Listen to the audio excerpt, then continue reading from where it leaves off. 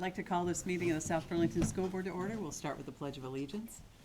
I pledge allegiance to the United States of the United States of America and to the republic for which it stands, one nation, under God, indivisible, with liberty and justice for all.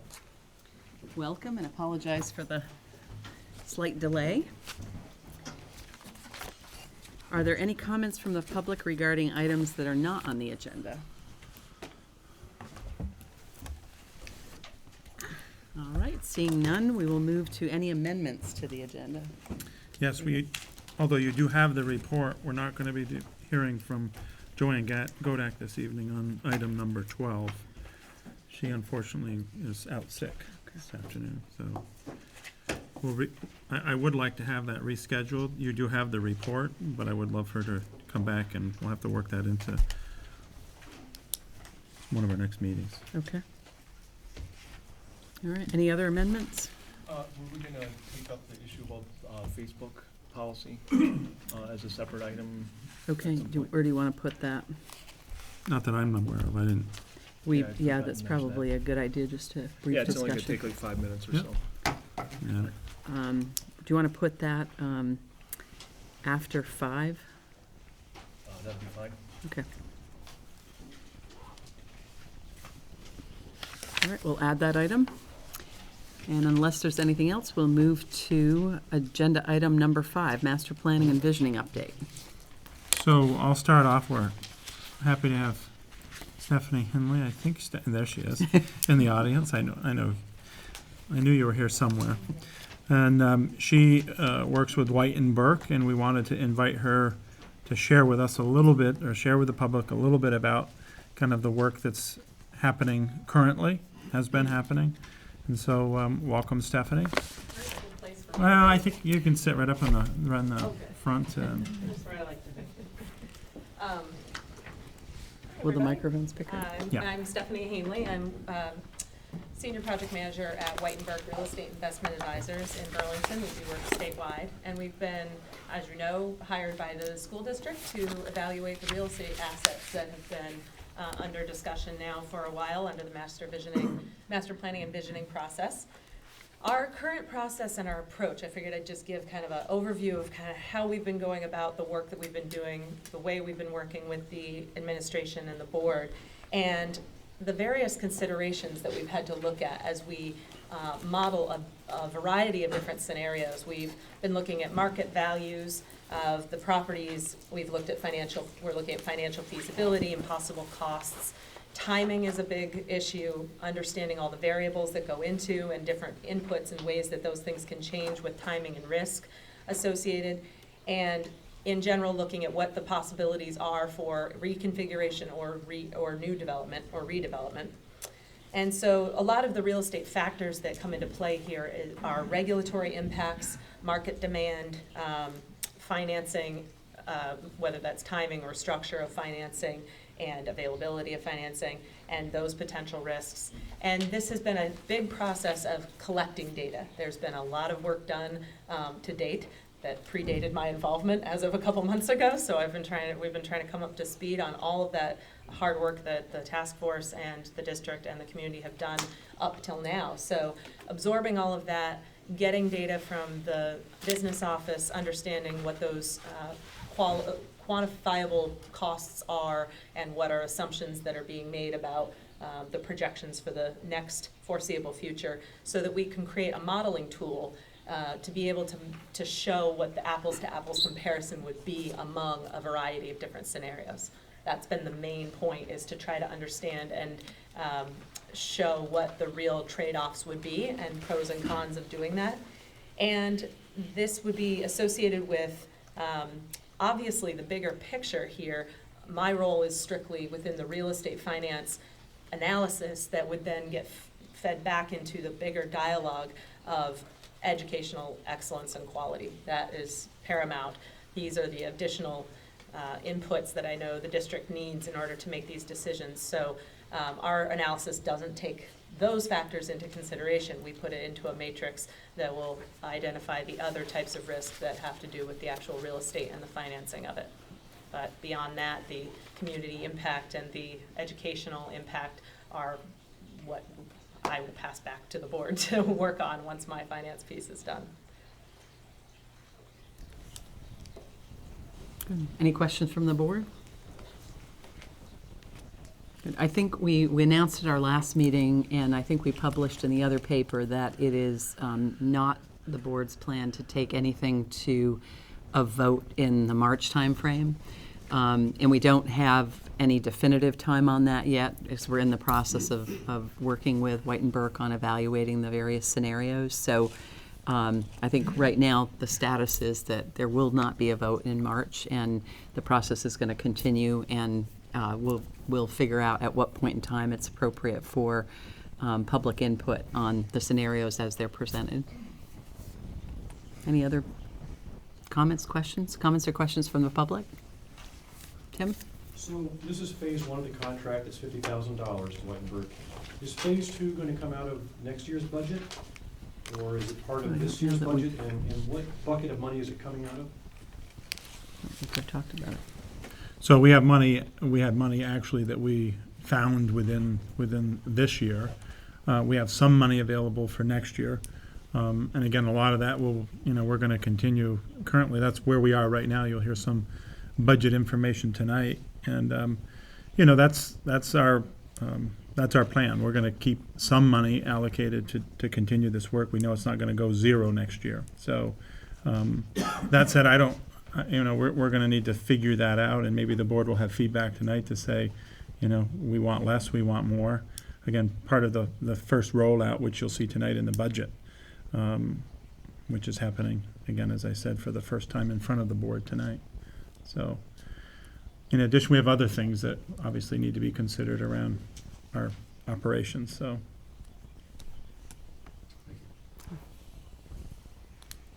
Abby? Quick question. That's okay. One of my questions was about the model you're using to develop the value for each of the schools. Specifically, I'm interested in, are you using current factors to assess current value, or do you have any variables in your model that you include for future value? And also what the potential cost would be for giving up properties. I know that a lot of folks have talked about how valuable school properties are, and if 50 years from now we need more property, what happens then? So is it a current model, or is it including future variables, and if so, what are they? A little of both, yes. So we do, for the market value of the properties, we are doing it with the best known information we have today. So the current conditions and the current demand in terms of who would be buying the properties. With that said, there is forecasting involved to understand, for instance, if you were changing a use to, or selling a property to go to retail, you'd look at what's the retail forecast known in the country, in the area, in the state, in the region, and that gets factored in.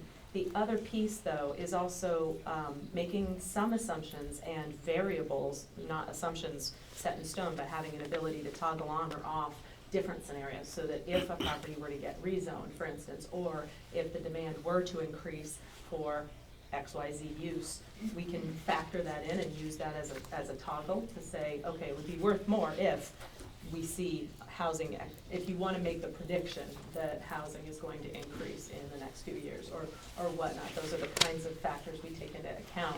The other piece is the cost of selling a property.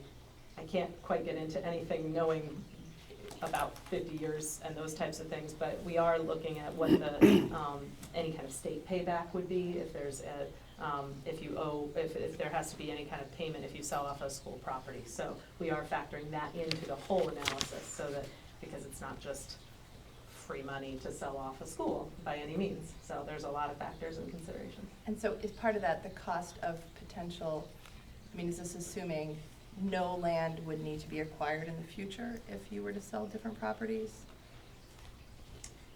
The way the model is set up and the scenarios are specific to,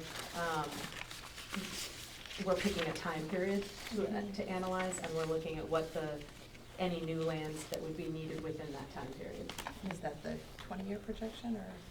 We've gone back and forth in the last day on a couple of different time frames, because you want to give enough credibility that, I mean, these projects don't move quickly in the real estate market. Sometimes it takes 5 years to get permits or something, and so to be able to close on those monies, you want to be able, and then see when those funds would go in, you want to be able to then project out how long, so there, it's a longer time frame. It's gonna be somewhere in the longer time frame, but I don't know that exact year yet. But it's not 50 years, because that's way too speculative when it comes to the cost that we're trying to understand.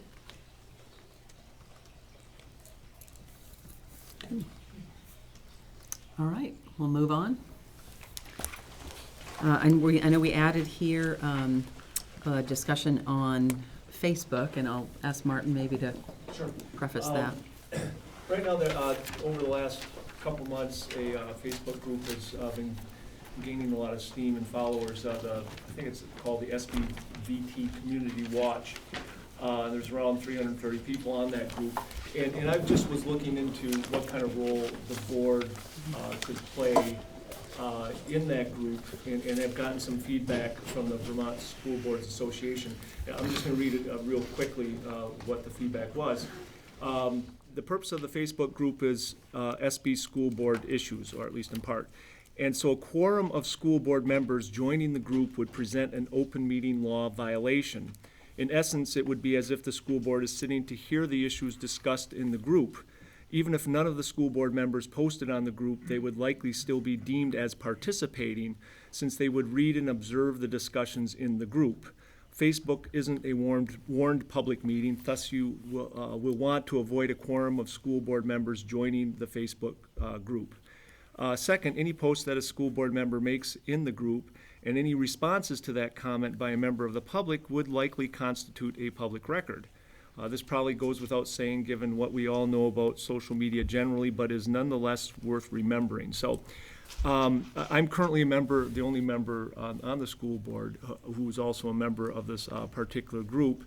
And the suggestion is that we could follow this group and what's going on, and I can report back on an as-needed basis at a board meeting or through David if it's not during the board meeting. But we can't all join the group, and I probably, because of the public records issue, which I'm actually still looking into a little bit more to find out really what that means, but I wouldn't anticipate that, at least at this point, that I, on behalf of the school board, would be posting much of anything on there until we further nail this down. But it's been a very useful group, and it's really gotten the conversation going on a number of issues related to the school board, and I will follow it at this point on behalf of the board. So. And I will tell you, I'm a little conflicted about it, because I think technology like this is the future of how boards like ours can interact with the community. So it seems in conflict with our intent and desire not only to seek feedback, but to provide information as well. So I know we're going to continue the dialogue with the legal authorities that kind of govern our existence as a board. But I think this will not be the only group that forms in our community and others around the state.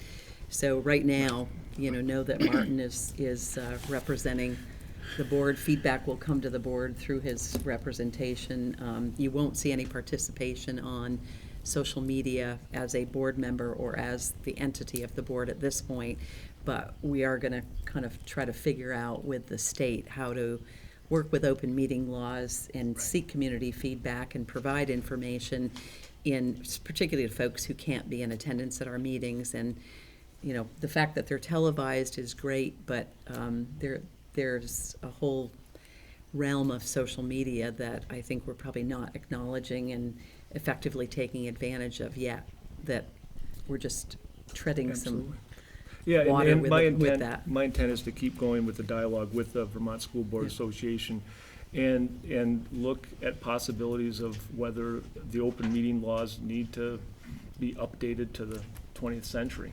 21st century. Do you know if the reason that would be considered potentially a virtual meeting is because the focus of that group is so narrow on this one topic? If that group was a general community group and they talk about lots of issues, would we have the same problem?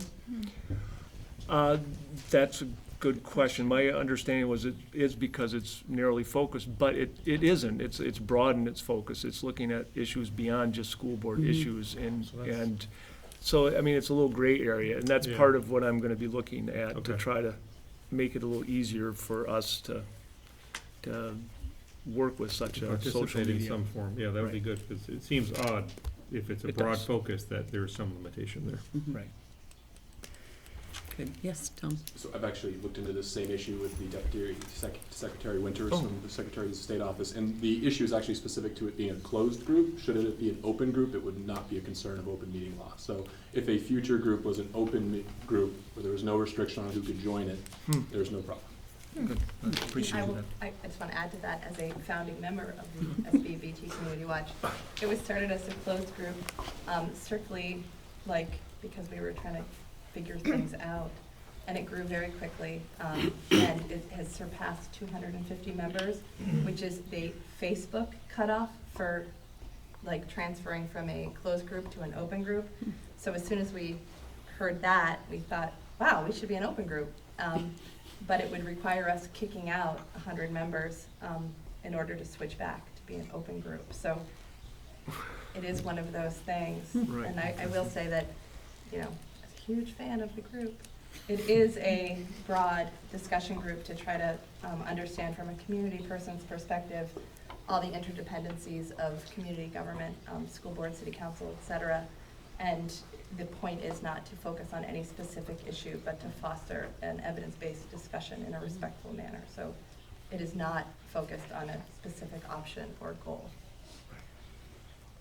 Just so happens that school board issues have been front and center for the last few months. But you're right, there are, recently, the issues have shifted, so. Yeah, but we want to talk about school board, and I think if what you say says, if we could somehow figure out how to make it an open group, would allow more participation and circumvent some of these issues, by all means, we'll do everything we can to do that. Great. Thanks. Good. Thanks. All right, we'll move on to agenda item 6, student representative report and announcements. Yeah, some announcements we have today is that Chamberlain School's Hour of Code Assembly was Monday, and the district had the opportunity to thank code.org for this opportunity to receive funding, and the grant money will be used to purchase technology needed for Chamberlain School to increase student access. Chamberlain School's 5th grade DARE graduation is December 21st at 1:30 p.m. Rick Marquette Central School's holiday program is scheduled for Friday, December 18th at 8:30 a.m. And December 23rd to January 3rd is school vacation. All right. Other announcements? And I'll just add a little bit on the Chamberlain. Again, we had some media coverage on that. Previously, Orchard had been a recipient of the Hour of Code award as well. It was a $10,000 award, so it was a good amount of money. And again, the students participated in an hour of coding prior to the award, so there was experience and exposure to those activities, which students highlighted. Again, I happened to be able to attend that and award the check, although a little bit, on how all that happens always happens quickly. Again, I think just from the board's perspective, the school and the community are really, really happy to have received that, and there's a lot of energy around kind of that computer science and opportunity like that. So just wanted to make that note. Yeah, and just out of curiosity, how does a grant award like that how's it determined what it's spent on? And is there any commitment by the school or the district for future? No, they ask for technology. There's specific things. And Stuart, do you know off the top of your head if there's restrictions There's within restrictions on what technology you even? can purchase, but it's a one-time One time. only. So for example, at Orchard, they got a 3D printer and some supporting software for that. Chamberlain is looking at what their options might be, but it's basically a one-time piece. And in both cases, the library media person, Donna at Orchard last year, and this year Callie Flickinger, have been the main movers and shakers. And just because David didn't say, I mean, there's one award per state. This is the second year in a row where one of our schools is the school selected in the state of Vermont. Thank you, Stuart. Great. All right, we'll move to agenda item 7, student voice. And I'll preface this by saying the working committee or subcommittee that was determined at our last meeting included myself and Julie Beatty working with Nirali. And we did have a working session, and I think you're going to report out on it? Yeah, so should I just? Yeah, do you have the notes? Yeah, Okay, should I yeah. just read those? Perfect. Okay. So we determined that there were kind of 2 areas that we wanted to focus on, like a selection and onboarding process that included like what type of training and content we would give to students, and also the roles and responsibilities we wanted to afford students. So under the selection and onboarding process, we discussed if sophomores should apply at the end of their junior year, so they would have like a summer to prep and be ready. Sophomore year. End of their sophomore year, sorry, and be ready to prep for their junior year role. If there should be a difference in training and onboarding for junior and senior roles, if they should have training and content-based learning around Robert's Rules of Order, policy governance, and etc. If there should be like a specific board member mentor, and to maybe leverage Mr. Young's role as superintendent, some VSBA training videos, Shadow Board of Education, their student representative as well. That could be a really good opportunity to understand what other students around the state are doing and what their role entails and how we could kind of implement that on a local level. Determine a distribution list, which includes student reps, set agenda with a student rep in mind. And I know that student reps are usually gone for that, but so that would be something the board would have to talk about. Develop an application. I specifically looked into the Vermont Board of Education student representative application. And unfortunately, it's not very good. It's basically the application that all the other board members use as well. So it's really detailed, and I don't think helps them choose a student representative any better than like a simpler application would. But it's definitely a starting point. But I think that their process and the way that they conduct interviews and they conduct the distributing different responsibilities is something that we could definitely look into if we don't use their application word for word.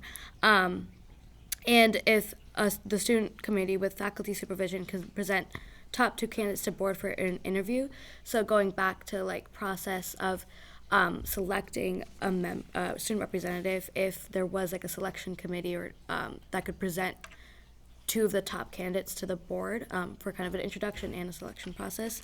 And if a board member should serve on that selection committee, or if it should just be faculty, community, and maybe even other student members of the school.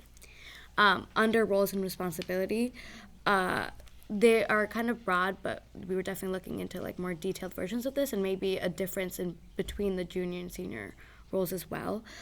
So obviously representing student voice, making themselves available to the student body, proactively approaching groups of students for different perspectives, improving student communication across all 5 schools, participating in the school board's other paper column, participating in budget presentations, soliciting and encouraging student feedback, bringing information to the board, so maybe recognizing certain initiatives or events, representing the board on the board recognition award selection committee, and then an exit interview at the end of our 2 years, being able to give feedback to the board on the process and the opportunities during the 2 years to hopefully improve the experience for upcoming years. So that was the subcommittee's first pass. Pretty I do have good. one question, if you don't mind. Naran, I'm not sure if you feel like you can answer this or the other one. You said these were broad, and I agree, but they're also pretty clear. The only one that I'm struggling with a little bit is understanding what we mean by improved student communication across all 5 schools. Do you have a feel for what that means to you? Yeah, well, I know that I think I feel pretty isolated in their school environment. I spend a lot of my time at the high school because I go to school there. But obviously, there aren't any representatives from any of the other schools. So maybe if there was a way to communicate with the other schools to understand what they were going on. So obviously, the announcements do a pretty good job of that. But getting like a student atmosphere, getting a feel of the student atmosphere, and being able to communicate with those schools, I think would be an important skill in being able to condense information and present it in a way that's accessible to you guys. Great, thank you. Yeah. So, where do you plan to go from here, committee, in the Raleigh? Well, I think their next steps is definitely building an application, because we want a junior representative on board right away so they can participate in structuring this role as well. And so to get a junior representative, we would definitely have to develop our application and nail down a more definite list of roles and responsibilities so juniors know what they're signing up for. I know when I was selected, it was just, I didn't know what I was signing up for. But so to get the appropriate students, we've also decided to open it up to the whole school, not just the student council. So rolling that out as soon as possible. Is that something you were gonna take on, or how is that gonna work? I think that's something the committee is working on together. Well, and we talked about Yeah. having an administrator assigned to the committee as well, and I don't know where we're at with that. I know Mr. Burke was interested. I think you spoke with him. So I think we need to take it on as an application, but we did agree that for this year, we wanted to get a junior representative on sooner versus later. And I think in terms of the roles and responsibilities, we may actually end up going with the rough draft of what we have here, just to get an application in process. So, because it's more than what we've got, but less than what it should be. I think the goal is to not have the board involved in this year's selection, but focus on next year. Yep. And to have that junior rep participate in better defining the student role with Nurali as well, and the working committee. Good. Look, I think it's a great effort, I just don't wanna lose the momentum. Exactly, yeah.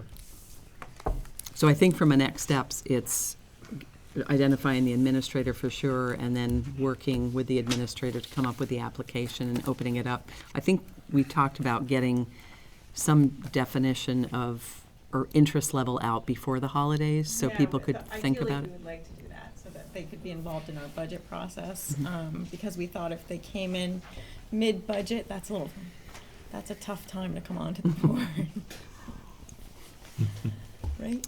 So that's our target, is to get at least a description of what we're looking for by vacation, and then hopefully have applications in January that largely would go through the administrator, I think, and not so much a board interview process this go-round. Sounds great. That's where we're at. Good working committee. Any other questions on that, comments? All right, we'll move on to agenda item 8, city and school collaboration. So I think a couple things to report on. We had the community meeting that involves the discussion on the legalization of marijuana. I see that also had some press this morning, in today's free press, as Vermont works to figure that out. So that was a huge part of some collaboration that we did between the city and the school, with both school board and city council represented. In addition, Elizabeth and I continue to meet with Pat Nowak and Kevin Dorn, and we have that meeting coming up actually on Monday. I think that is actually going to work. And so part of that work will be to kind of, process next steps around the outcome of some of the feedback that we heard from the community meeting, and also talk a little bit about implications associated with budget, which is upon us. The board's gonna, you folks are gonna get your first pass at the budget, our budget, for next year, and we really haven't had the opportunity to connect with the city at all thus far. So that would be the start, and then to figure out ways to keep you folks informed. So that's where we are with city-school collaboration. I don't know if people have questions or feedback or thoughts from our last steering committee meeting? Or other ideas Any around board city comments school? first? Did the board actually come up, oh, I'm sorry, I thought I was Nope. called on already. You are now. Did the board actually come up with a position? I'm not sure that was clear to me, if the school board actually came up with a. No, it wasn't intended to, the steering committee was really an informational session, so no, we have not. Are you going to? Do you feel the need to? We haven't had So- that discussion No, yet, no. so it'll likely show up on a future agenda. I Okay. do know, well, Martin, maybe you can speak to the Yeah, VSBA. the Vermont School Board Association is looking at whether to take position statewide on this, and they're scheduling that for their next meeting in January to review the issue, so we may end up just deferring to where they go. But If we agree need with to where see they where. that Just would- saying. Right. It would require us to agree with where they are Okay. going before we would defer to it. So.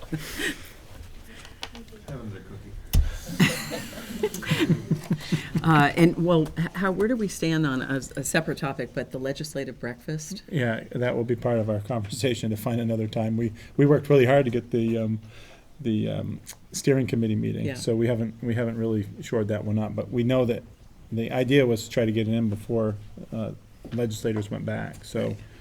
What's the fast date approaching. legislators go back? The 5th of Fifth. January. So we're pushing. We're a little tight then, Mm-hmm.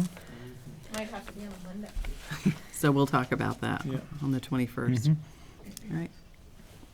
Seeing nothing else there, we'll move on to the superintendent's report.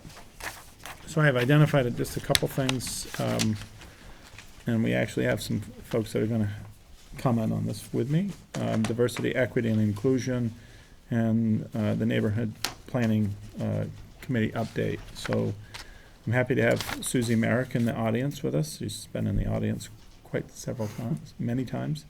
As you know, under what we now call our kind of community wellness position, we have health and wellness, we have mindfulness, mentorship, and diversity, equity, and inclusion is really important arms working collaboratively together.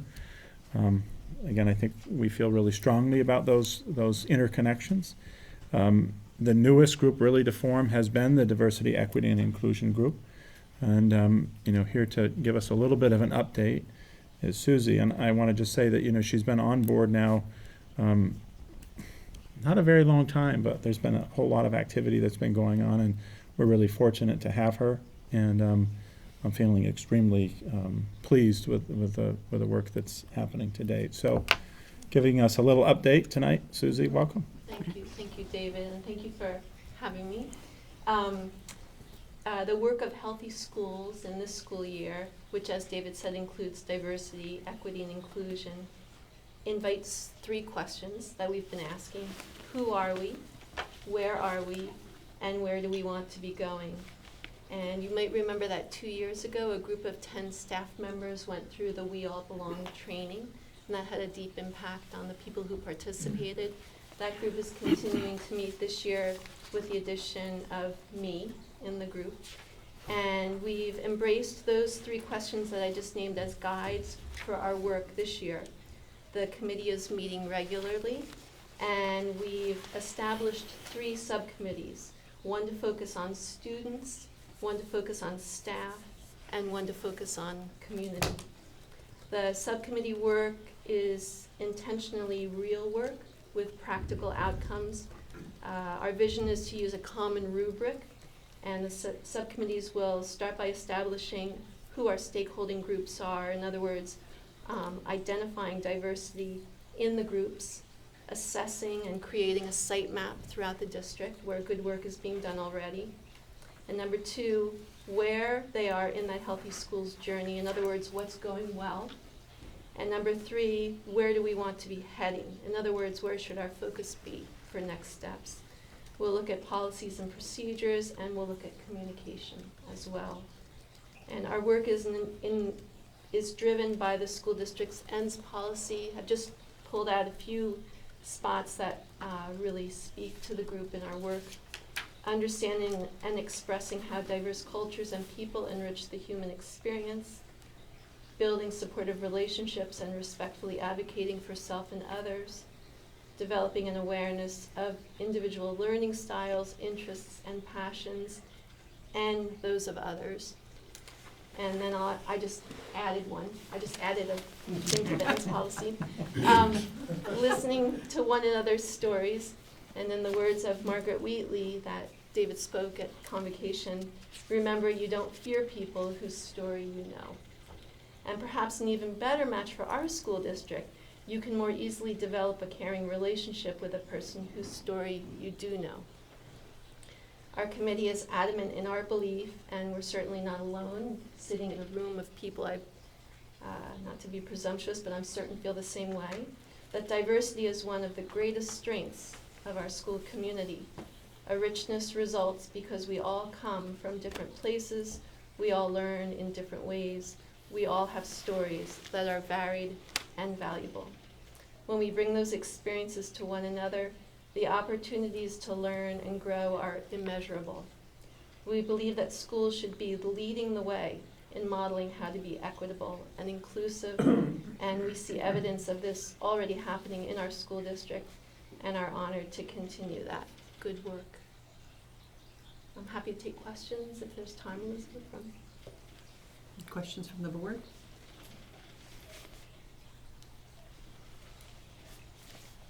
Other questions from the community? All right. Thank you. Thanks for the update. Thank you, Susie. So moving along, actually Karsten Slenter is here. These are the additional duties that administrators take on. I talk some people into like master planning and visioning sometime, and I said it wouldn't be too bad, and you know how that ended up. And then I ask others. Karsten's one who's assisted me in being present to those the Chamberlain neighborhood community meetings. So we're happy to have him here to give you a little bit of an update.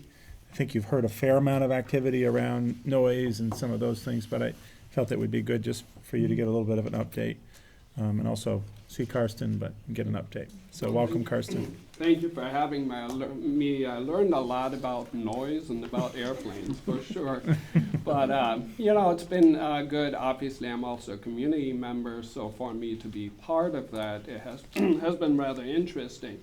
The original intent of the committee was kind of to both seek and then provide feedback in terms of the usage, not only the land usage, but also setting priorities, what is important to community members. And I participated in the public forum in spring, which was rather insightful, to hear what is important to people, what are some of the priorities to people that live in the Chamberlain neighborhood.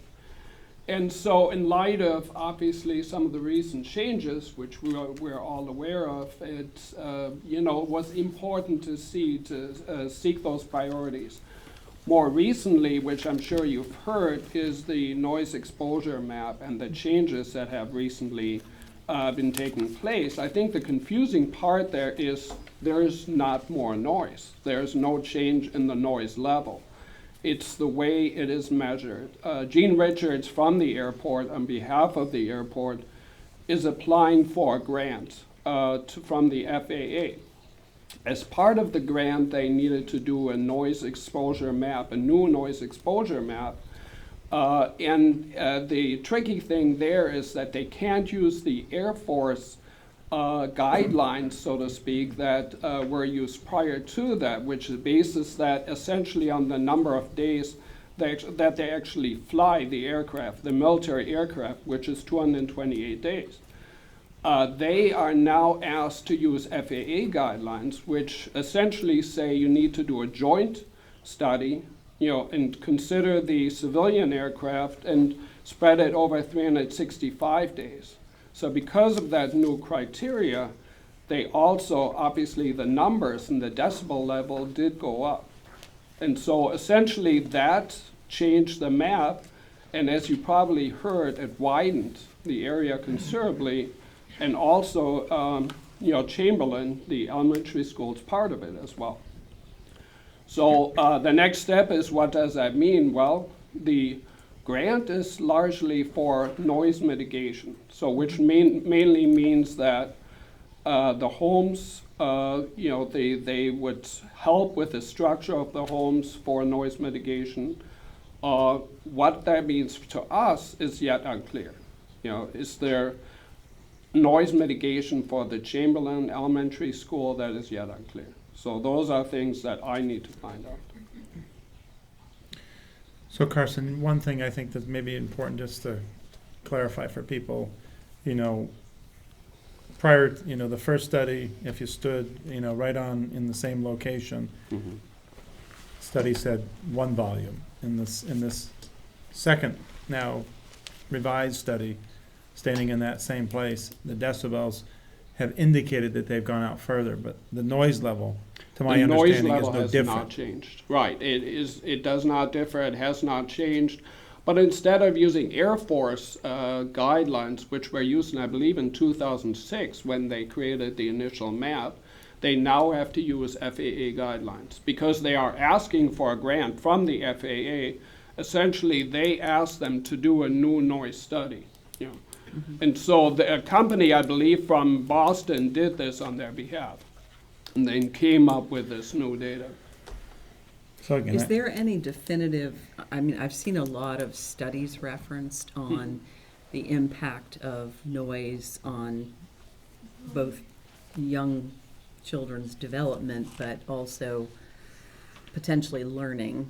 Mhm. And there doesn't seem to be anything completely definitive, nor are there definitive guidelines that sort of indicate chronic noise level versus bursts of noise. And I think the position statement, if I recall, that the school board took when the conversation was going on with the F-35 was really just about being aware, Martin maybe can help me out, but it was really being aware of what was going on, talking about noise mitigation opportunities, and just keeping the dialogue open as the story unfolds. But was there any new information or new studies that have come out? There really weren't, no. I mean, they provided similar studies that were already done before as to, what constitutes,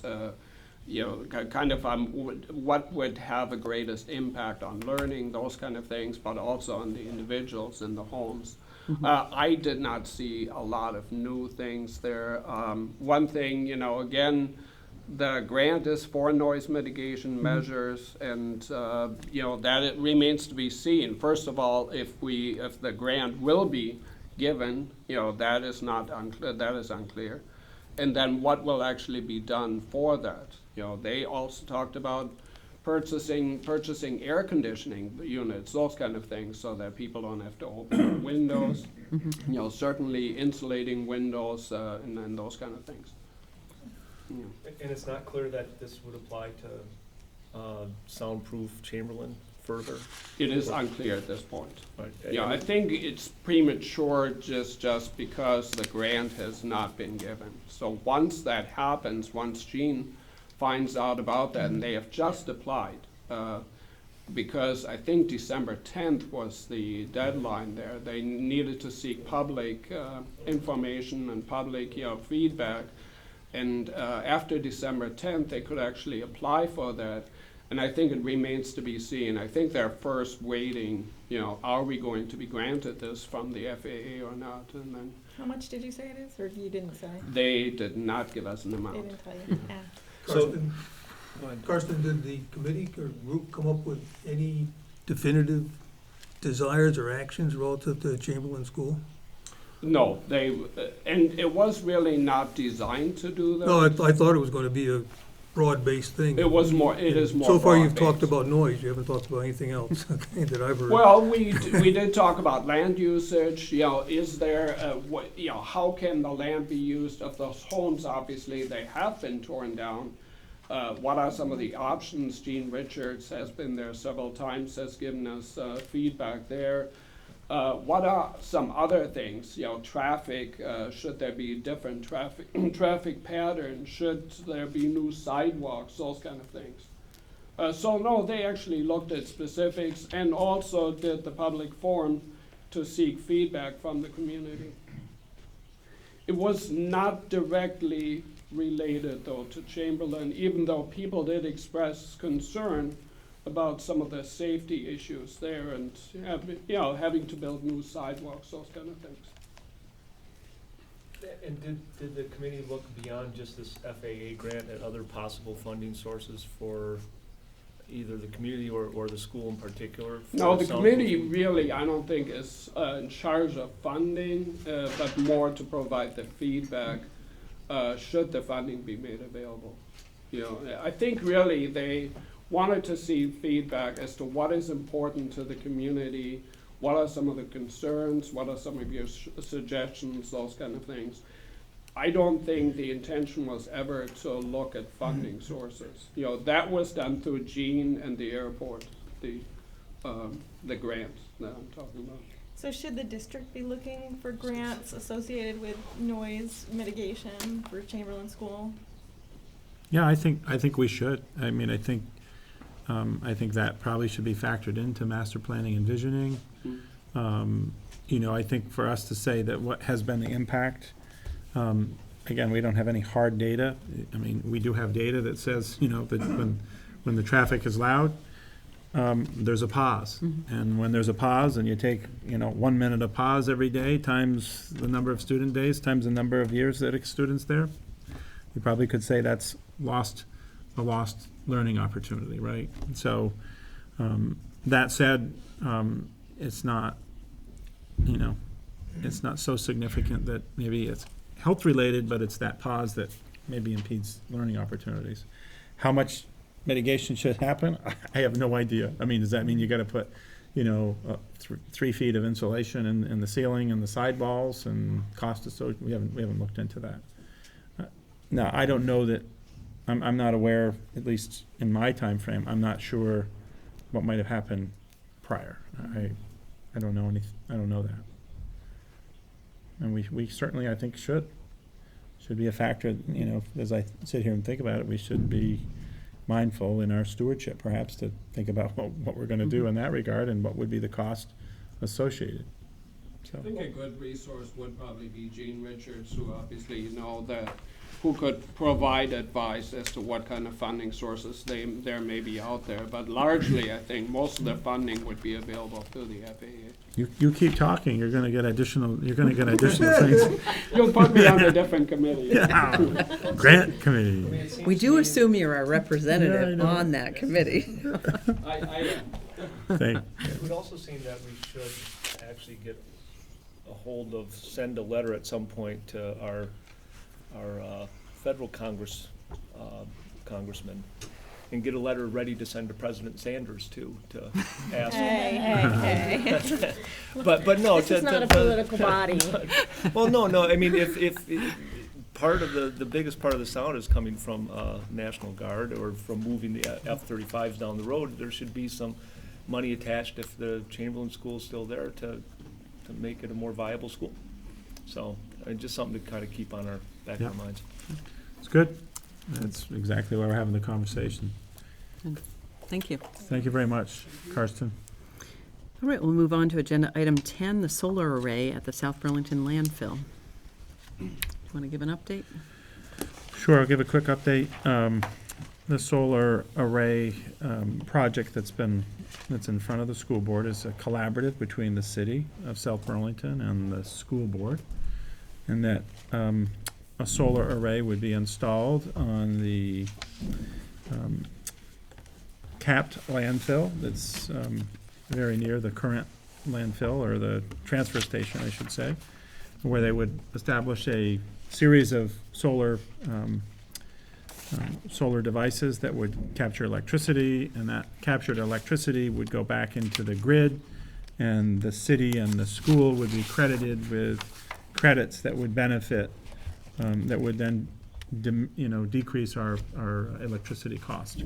So currently, the school district and the city have been working on a contract to work out those specifics. The board's had the opportunity to look at some of that, and I think it's safe to say the board has some questions maybe, and would like to have that opened up and discussed. Any other board comments? Well, I just want to make clear what the questions that we have are being looked into right now, Yes. By council. by council, Mhm. right?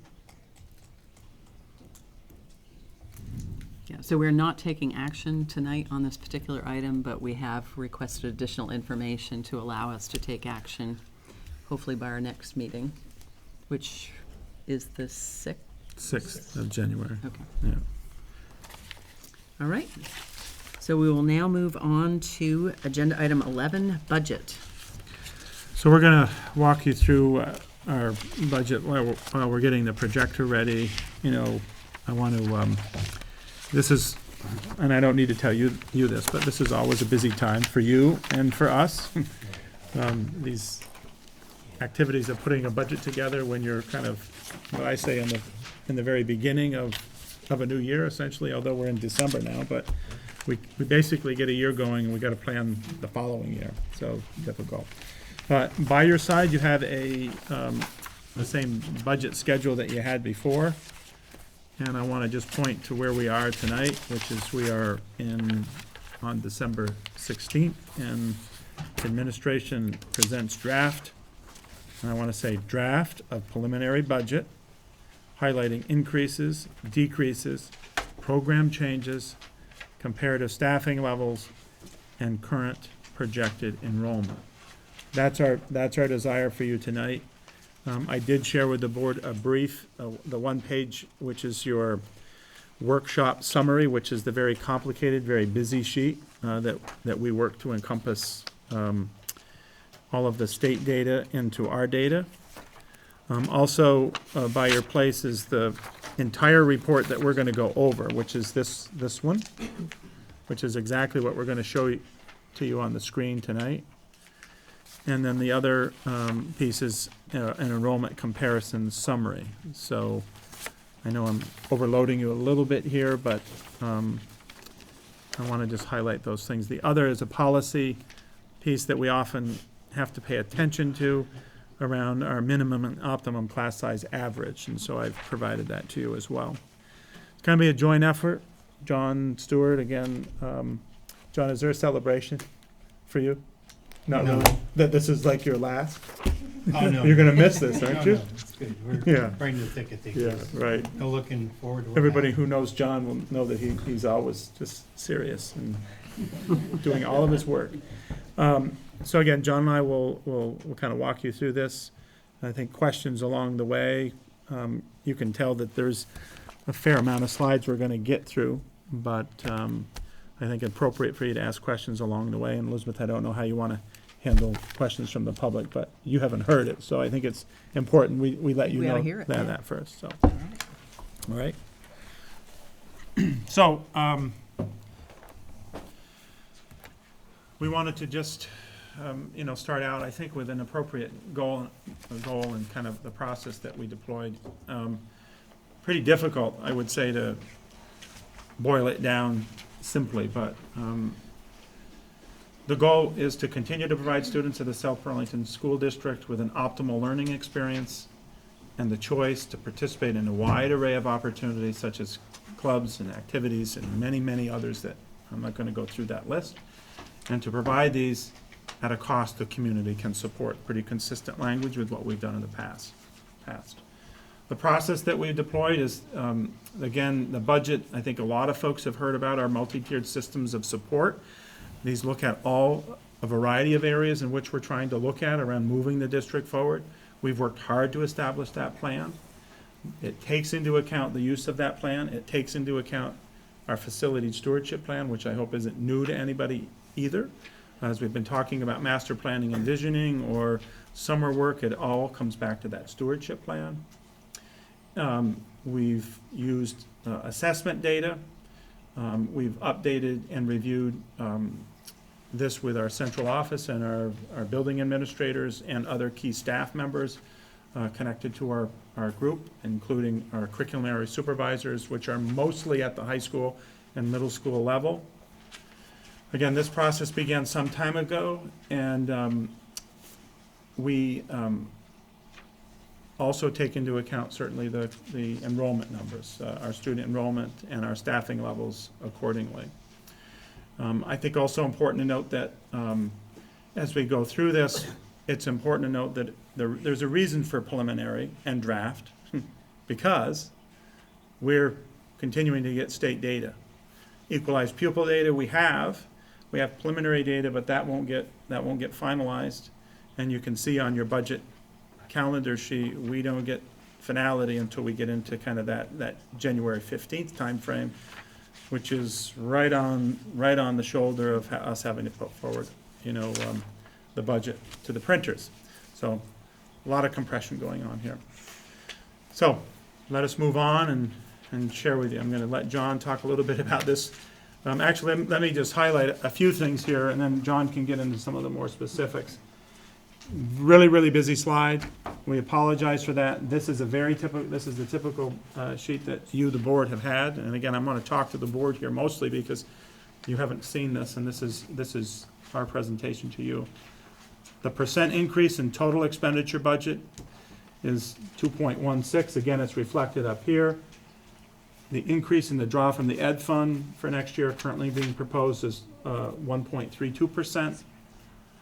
The increase in the estimated residential tax rate is a down 0.62, and an increase in the non-residential tax rate of 2.76.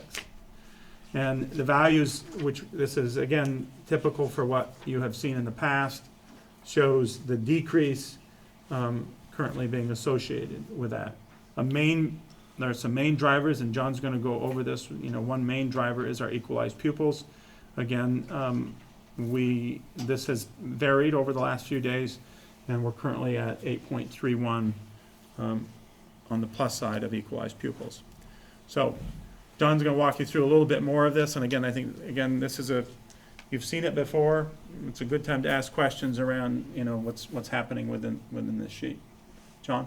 When we heard about the cost containment last May, we in the business office with David's guidance have been searching about how to deal with that, and so we came up with some strategies that you'll see as we go ahead. There's also some factors that come in from the state that help us or hurt us. Certain school districts, Burlington, you'll see in the paper, they were affected greatly by cost containment. But to get to the specific of cost containment is down in the bottom left side, where the state looked at our spending last year. We were above average, the average per pupil cost, and assigned us a percentage increase of 1.69% in cost per equalized pupil. That's not total budget, that's not draw from the ed fund, it's the cost per equalized pupil. So the limit is set, and this will never change. This year, $15,174.39. Last year, our cost per equalized pupil was $14,922, and so the difference is $251 per equalized pupil. So that equals a 1.69%. That was the first limit we had. The second limit is is the property yield used to be called the state base rate. And so the Vermont residential, the homestead rate, has been set at $1. It will never vary. It used to vary every year, and when the governor and the state tax commissioner would come out on December 1st, there'd be two changes. One would be the state base rate, and the other would be the state amount per pupil. Now it's just called the property yield, so there's only one number that'll change, this property yield estimate. And so this estimate came from the Commissioner of Taxes, and that's the number we've used so far. This number can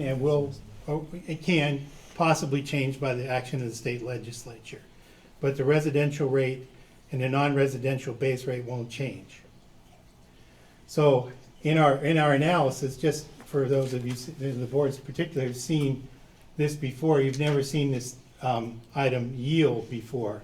So I calculated what the yield would have been last year and the yield that was given to us here, and that's $400 it winds up being a $400 difference in the base per pupil cost is what that is. So anyway, that's been a change. What we don't know completely is the common level of appraisal. I've been cautious with that because our property values on the single family home have gone up considerably this past year. They haven't gone up on a condominium at all. The average sales price has not gone up. So where this number here is the tax on a $366,000 home, that's just not a number. That's the average sale price of single-family homes.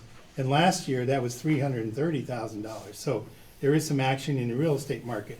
And what that does is it draws the common level appraisal down, which then is a divider of our tax rate, and it increases our tax rate. That we won't know.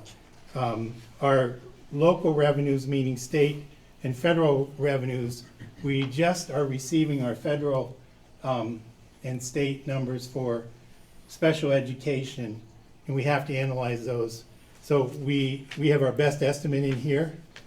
I don't think they're going to go down, so that's a good thing. An equalized pupil number is preliminary. It's version 2 preliminary.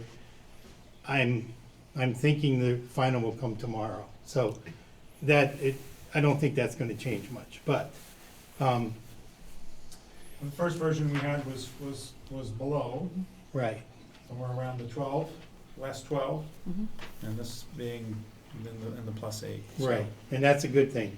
John, a quick question. When will we know CLA? By law, December 31st.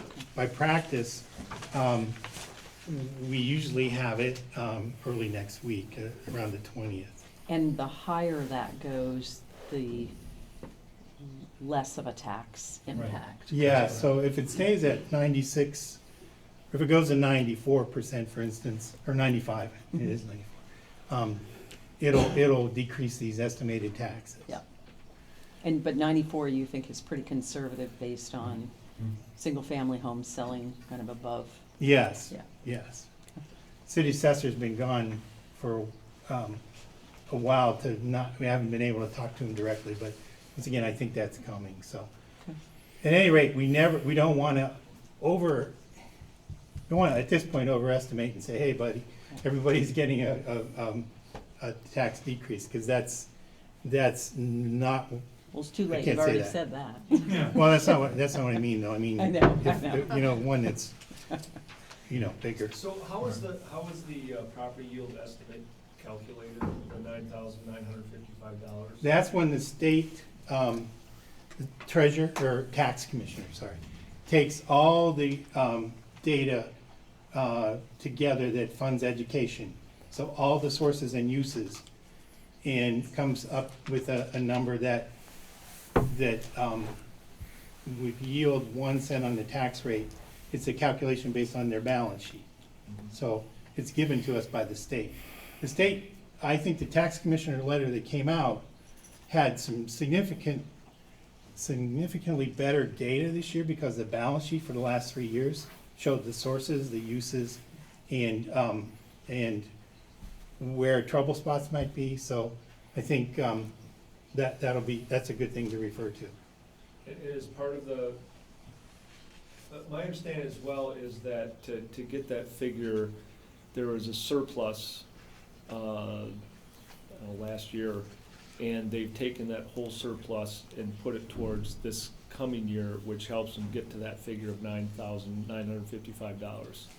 I've heard at the business manager meeting last week, the state finance, Brad James, indicated that that's probably true.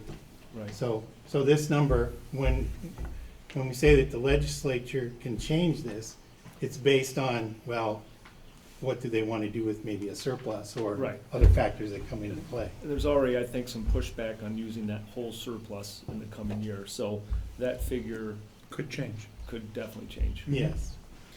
So again, really important. I mean, CLA, property yields, equalized pupils, preliminary.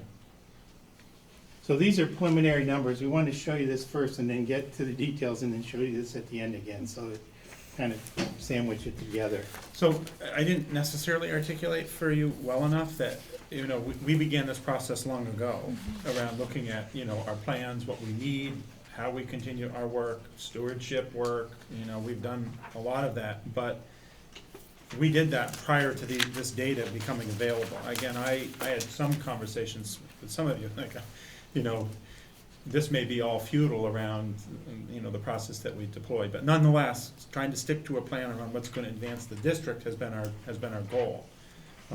And then, obviously, as this information is populated, I will tell you that not every request that anyone's wanted is in here. We've obviously made some hard decisions, whether it's on our stewardship plan and kind of organizing that in a way. We've also made some decisions on not now, for a variety of projects. And so, again, I want that to be pretty clear. We'll keep, yep. Can I just point, the one figure that we have control over, which starts the whole process, is the top figure, and the 2.16%, which is a very reasonable, at least in my opinion. That shows that you're doing a good job as far as keeping costs in check, so. And that's the one that we have control over. All these other ones. Or have variables that are attached to them, yeah. Okay, we aren't gonna take this amount of time on every slide, Ward, so, you're looking at me, I can tell. You've seen this before. It's the results for the last 10 years plus what we're showing you here. And it once again, it's preliminary. This will change. We've had some decreases in tax rate in the past 10 years, and so the board has really worked hard to keep our budgets reasonable. The 8 and 9 were kind of an anomaly because of the many factors, but the state tax rate is one of them. This slide shows, it's brief, and we won't take a lot of questions here because you'll see every one of these blown up in the next 10 slides, but it shows that our revenues, our local revenues are up 5.34%, and excuse me, the draw from the state education fund is up 1.28%. That's the number that's left after we have the number we control, our expenditures, and the revenues that aren't tax money, aren't the state ed fund. Salaries and benefits, as a big category, are up 3.46%.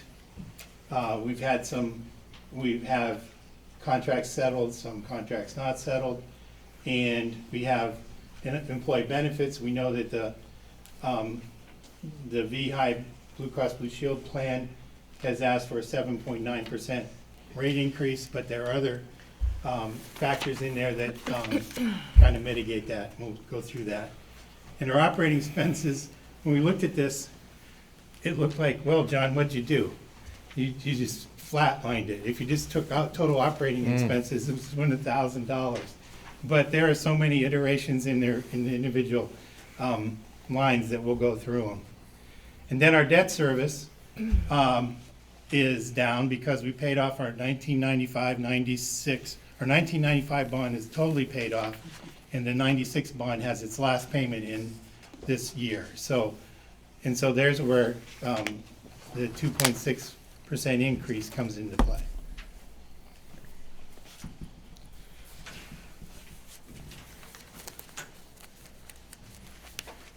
The local revenues, for those of you who are new, it's kind of a misnomer because state, federal funds are in here also. But we're, once again, on our special education federal funds, that number is in play a little bit. It might go down, actually. Our state funds for special education may go up, so we're looking at that right now. But you can see that federal funds are a small part of this, but it's up 10%. Our state special education funds at this point would be down 5%, 5.41. other state grants, there's no big picture grant in play right now. And our transportation costs have at least stabilized because of fuel prices and reducing 2 bus drivers. So we think that's going to go down a little bit. So our total state funds will be down 5.4%. Our local funds are once again a part of things more under our control. You can see that local funds are up about 5%. The main reason is tuition from other districts. We'll show you who's coming here, we think from which district, and how that's affecting our number. Rental income is down because we've had the high school auditorium closed for 3 months last year, again 3 months this summer, and everything else there is pretty constant. Miscellaneous is any number of these, some of these small grants you see that we just talked about. So there's a little bit of reasoning behind that. Then our carryover was good last year. The auditors have not, we don't have our budget report, but they verified the general fund carryover is $1.3 million, which was higher than I thought. We cut off expenditures early this year. Departments had to get their final POs in. There's more revenue in tuition from other districts than we had budgeted for, and there was more special ed revenue than we budgeted for. Those are the big things there. But that's really helpful. That's something to consider when we talk about Act 46. Does it hurt our district? Well, no. So far, so good. But next year, in the second year, these cost containment could be a problem if local revenues go down. Mm-hmm. And then finally, the draw from the ed fund, once again, is the same number, 1.32.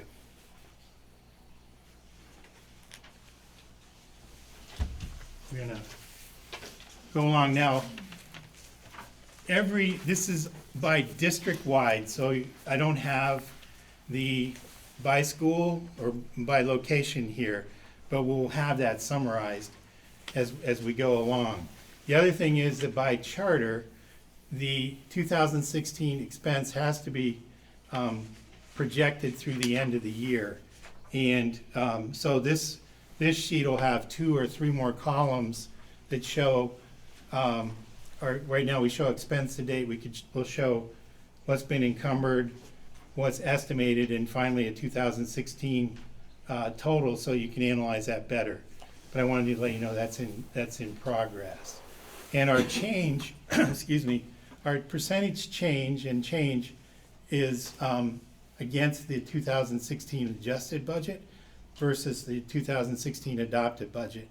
And there's really only a couple places where the contingency was moved around this year, teacher salaries being one. And so in most of these lines, except maybe the first, you'll see there a couple of these lines where contingency was added for positioners and such.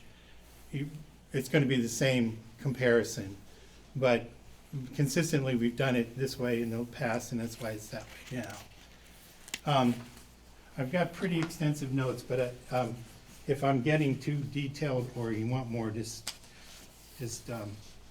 let me know as we go ahead. Can I ask about the teacher salaries? Sure.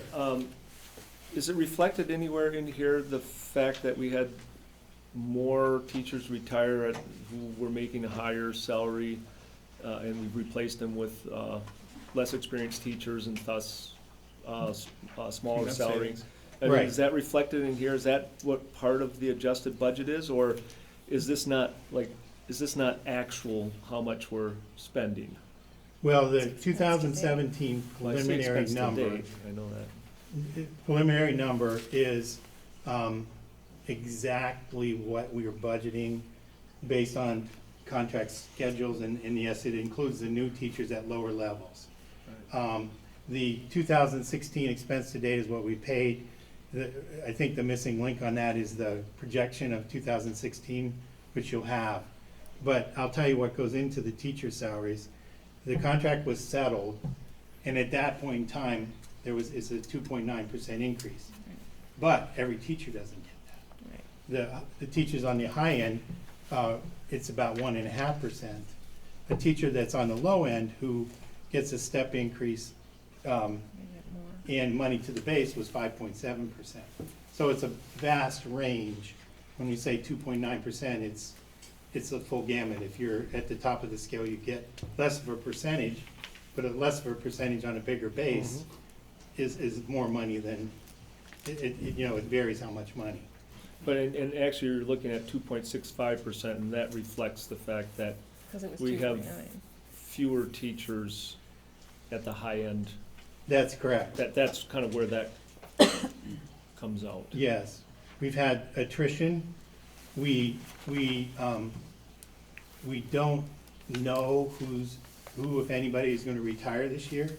So I did put a factor in there, just because that always happens. And then also in there, some teacher additions, which you'll see in our presentation. The co-curricular student activities, I've broken out between student activities and athletics, because athletics are there's been a lot of turnover there, and they're a bit status quo, but the student activities accounts have gone up quite a bit. 22% at the high school and 10% at the middle school.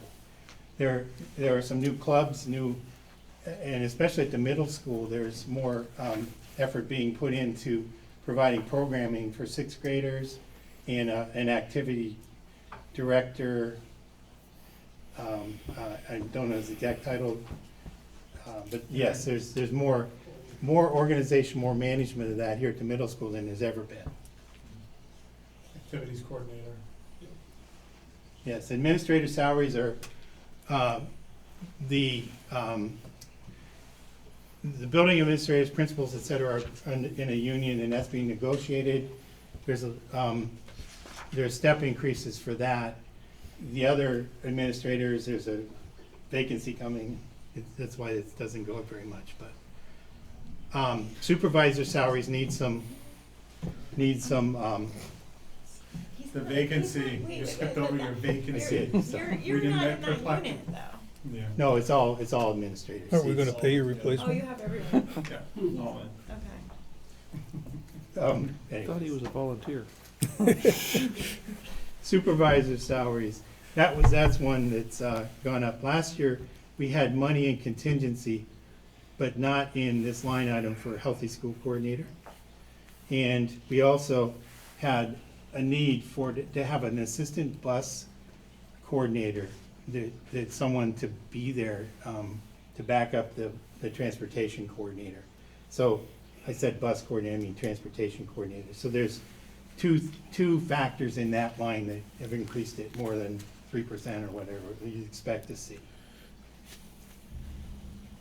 Under 50114 administrative and support salaries, there is a request in here to have a human resources we call generalist to help out to really help our human resources work get done currently, according to law.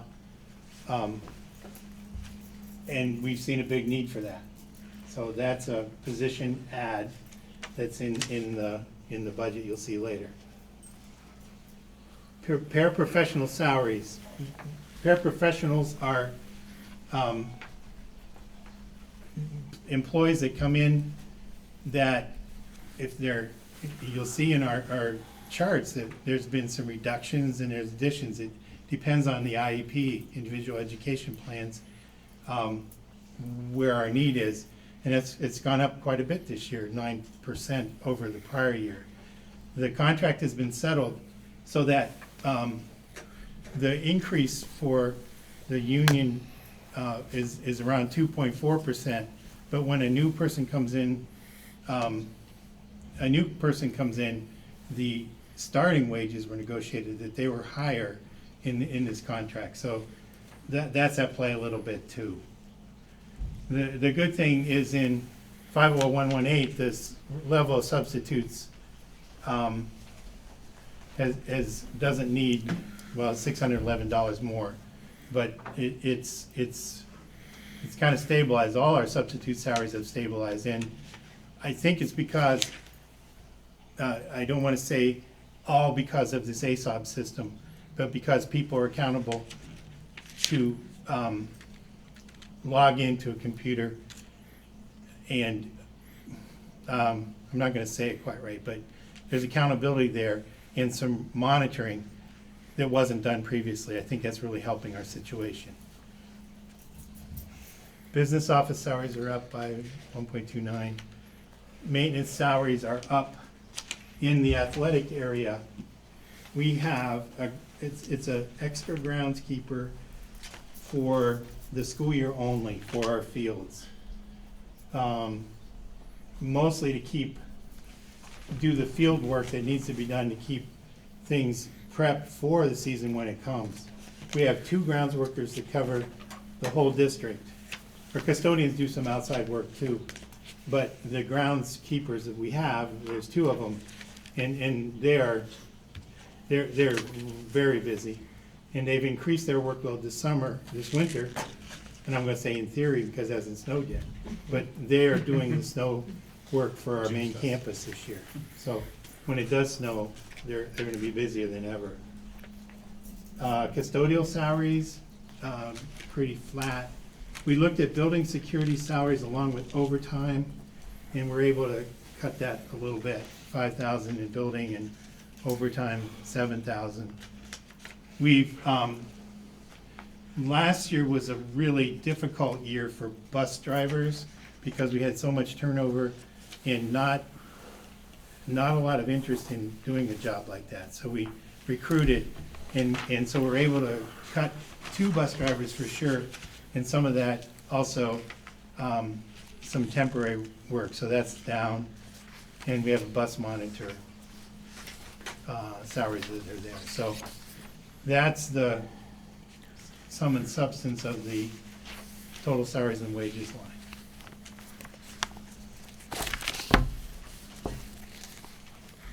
Any questions? Okay, employee benefits. It gets a whole page also. Health insurance. The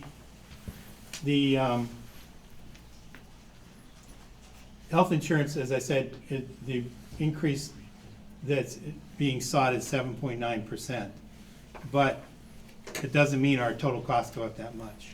First of all, there are some people who buy out of our system and get a $2,500 payment. That is not changing, so that's flat. Secondly, all support staff, union, non-union, who take our insurance have an increase of 1% of the employee share. And in the teacher contract, it's the same thing. So and then the last thing we looked at, and in our new hires, we did experience the fact that some of our teachers who left had family coverage, and a lot of our newer teachers, and there aren't that many, but I'm saying a lot, because the increment between family coverage and single coverage is quite significant. That helps to actually lower the cost there. The Catamount Health Program, we don't have any reason to increase that. We've been searching for the number, and we have a small line in contingency in case that goes up, but that's where we are. The Social Security is dependent on salaries, so if they go up 3.5%, the Social Security goes up 3.5 correspondingly. Our life and disability insurance, that rate currently is slated to go up about 17%. Now what we're doing is we've contacted VSBIT and VHI, the Vermont School Board Insurance Trust, VHI, who offers life and disability insurance, and we have sent them data to get a quote. And so far we think that is a way to go. That could be effective July 1 to help cut our costs. So we budgeted the current rate in there now, but we're looking to reduce that by that strategy. The next line is other post-employment benefits state teachers' retirement. This is the first year that we have an assessment on each teacher that we have to pay into the retirement plan. So, retirement program. So that's $40,000. That's a new cost to districts. That was primarily for new teachers into the system, right? Yes, It's new $1,000 a person, right? It's more than that. It's, 1,200. Oh, it's 12. and the teachers have to pay in also, Okay. a higher percentage of their gross. Right. Gross Do we have wages. an escalator on that, John? Do we know how that, much We that do works? have that, we just, we're looking for the bill right now because we don't have it. The state treasurer came to Vasville last week and said, hey, it's coming. So Okay. we're anxiously looking for that. So, and that'll be an annual, I mean, that 40,600, we're gonna pay that plus however many new teachers we have next Exactly. year on an annual. And so if I'm a teacher that's been here 5 years and I decide to move on to a teaching job in Arizona, it's not just retirees, it's everybody who moves. The new teacher would take that position, would have to pay too. So we do have an escalator and it's ongoing. Did you say that any teacher that leaves, you have to continue to pay for that teacher? No. But Whoever replaces. if it's a teacher that was, we don't have to pay on teachers who were in existence here on the rolls in 2013. But someone who starts now, we'd have to start paying on that newer teacher. Even if they leave in 5 years? Is that what you said? Well, I mean, it's a silly example, sorry. Okay. If someone leaves now, a new teacher has to pay this. Right. But teachers who've been here for a while we don't Or have to pay. on that. grandfathered, no. Yeah. It's So- all, but so- it so it for has a lot of effect on the turnover. Right. Anytime there's turnover in our More when our turnover, more teachers or payments. teachers retire, a new one comes on, then Right. we are, that's a kind of an escalation. Yeah. But this is concern. not a cost the district or a new employee ever had to bear before, correct? That's correct. That's right. This actually gets quite significant over 5-10 years. Yes, it Yeah, did. and particularly specific to the, our teaching core. Right. South Burlington, which is not significantly different than what's in Vermont, there's definitely a A bubble, yeah. bubble that we're gonna see, and those replacements are gonna have a net impact on that. Do we know the current shortfall in the teachers' retirement system right now? I do not. A lot. I'm pretty close, but I don't know. I know last year's. What was last year's? 1.7 billion. What? What percentage of that was? Unfunded. Do you know what the liability. unfunded? I don't believe it's gone down. No, it hasn't gone down, but But, I mean, that's a line item that is shifting to the local level and is really significant. And given that shortfall, to me, that's a little chink in what will be as Dan mentioned, a substantially larger number that has never had to be funded local. Well, I say that, taxpayers, we fund it at the state level, but not within the local operating budget. right. It's a good argument against the cap. Actually, now that you mention that, that might be a very helpful exercise to go through and see what line items are kind of asterisk line items that impact the cap. Yeah, the other dimension of this is that we don't control the expense. We have to pay the fee, but we have no control over the expense. That remains at the state level. Now, the administrator retirement, there's one person that's involved in that, and that's the last payment, so, and there's one person eligible who's not eligible to retire for a number of years yet, so that's down because it's just one person left. And that's the last liability we have for people who are nearing retirement. The employee retirement is down 89,270. What's in there is we have a minimum actuary requirement of $609,000, which comes mostly from the general fund, but some from food service and, nutrition services and schools out. And we've also is in there some contributions to 403B plans for a 2% match, and for our new retirement system, a 4%, where people are no longer eligible to be in the defined benefit plan, but they're in the defined contribution plan. So the reason that's down is we've talked about it, and in as far as cost containment, we have $25,000 more than the actuary required minimum. But in past years, we've had as much as $150,000. Last year was just over $100,000 more, but this is one way. And the reasoning is, if we went over the cap because we put extra money in our retirement system, it would cost our taxpayers that penalty, and it's just not. So, and we have taken a significant step in stopping the defined benefit plan as of September of 2013 and gone to the defined contribution plan, which is more predictable, more forecastable, and we negotiated that, so. Is that contract by contract or across the whole state? This is, South Burlington has its own defined benefit plan just for school employees.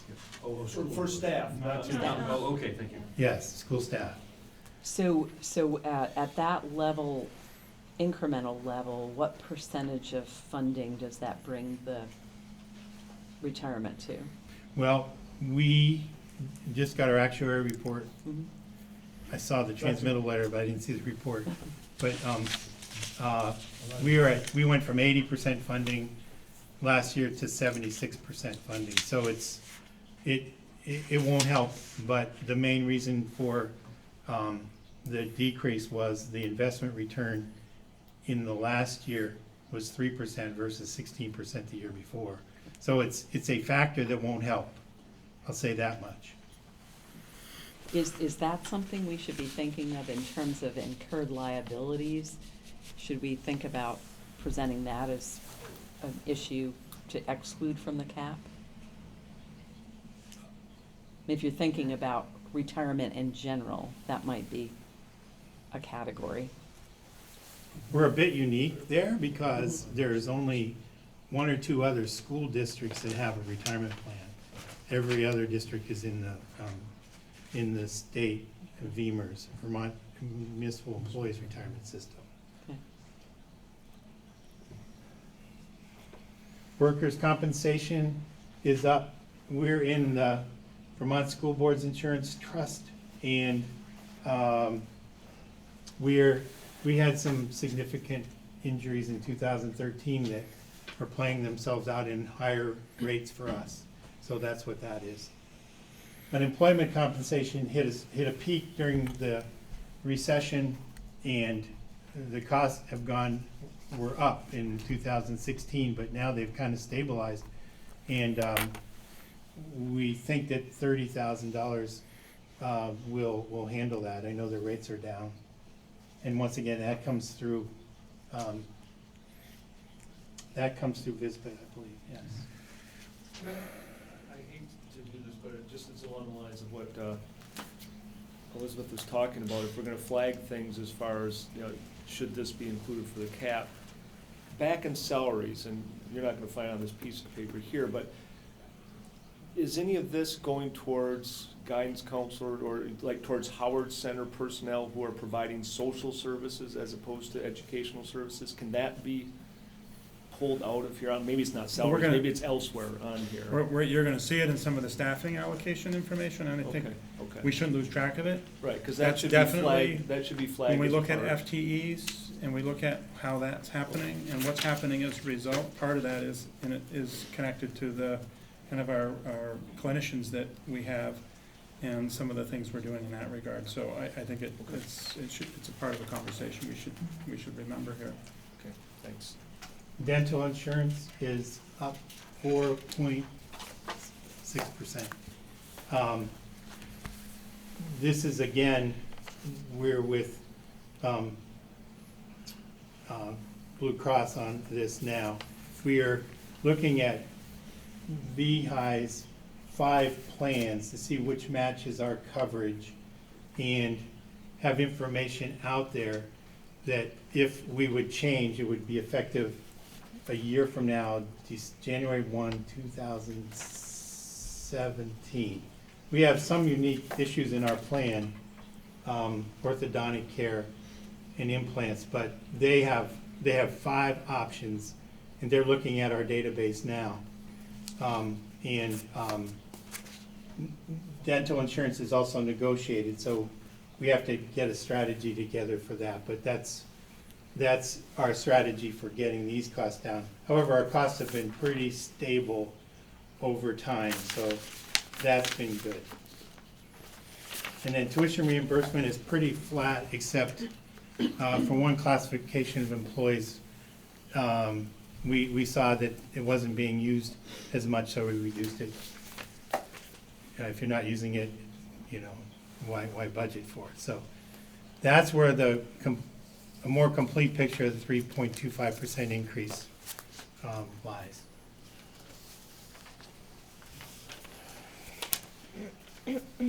Purchase services is a whole budget within itself, and it's down 8.12%. I'm going to go through the changes and try to cover most of those. We have reduced this by $23,000 for social workers that we have paid to the Howard Center. There are 2 of our social workers, school-based clinicians, that we're proposing to bring on as employees, one at the middle school and one at the high school. So in this line, they go down. In the salary line, they go up. That was a good point, actually. We've added $12,000 in this line for a high school proposal to have additional testing for the ACT that would be done in-house. There's $17,000 for contract for planning, master planning, that kind of thing. $9,000 for financial analysis in the business office, over and above what we have. And we're reducing $8,000 for outside service contracts with maintenance. So once again, this is a whole gamut. But the real reason, not the real reason, those are reasons. But then the decrease of $123,000, basically $122,000 of it is because of reduction in service plan costs for outside services. We've had some pretty significant bills that the board's seen for Howard services, and with the explanation from Joanne Godek in particular, that we're trying to bring some of those in, and the service plans reflect that. So that's where purchase services sits.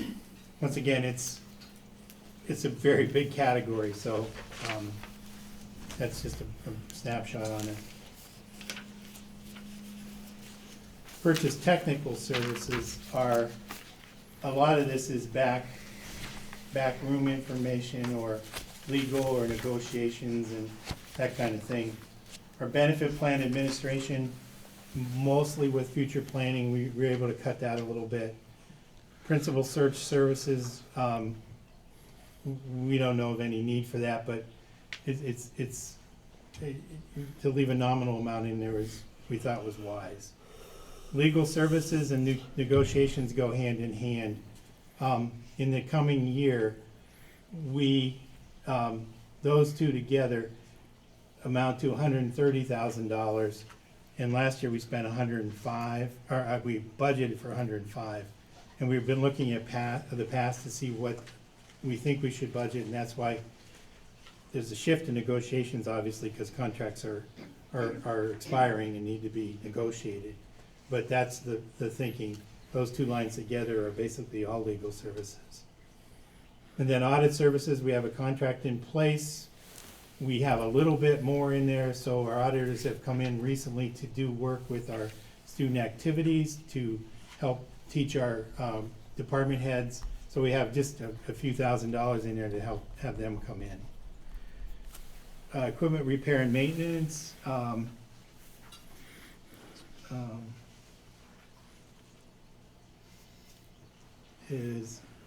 can tell you what it's down or up, but it's up 5%. And there's projection systems that have caused that to go up a little bit. Our AV coordinator asked for that money. Can you talk about why you've got expense to date already at 91,000 for that line, with a budget of 81? That's a good question. I haven't analyzed that, I don't know. Okay. That'll be on your questions. Thanks. Technical services and homebound tutoring were just because we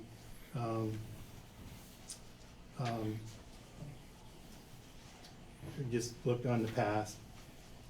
Preschool expenses or pre-K program partners, that's up. There are a couple of reasons. We have a lot of, we have new people participating. I think it's 256 total. And the increase will be from $3,000 per family to $3,092. Is that the universal pre-K? Yes, it is, yes.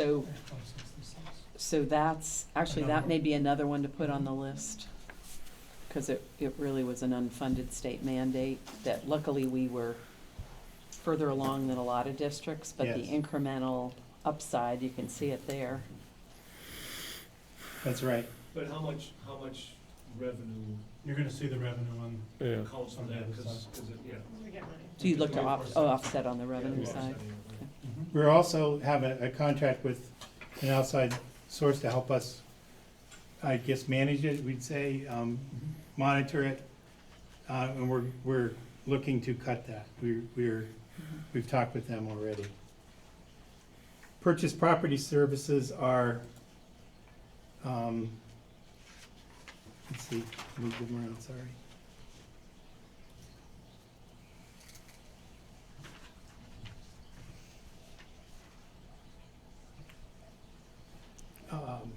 Some places you call this utilities, and the utilities are also someplace else, but our water and sewer, our refuse, and our snow removal are pretty set.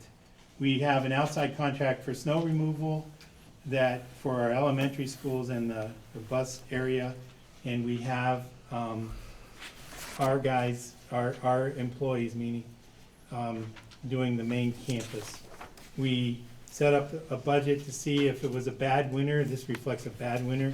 If you don't know, this is not this winter, it's next winter. So we still have it in there at 80,000. So What's the 20 that's spent already?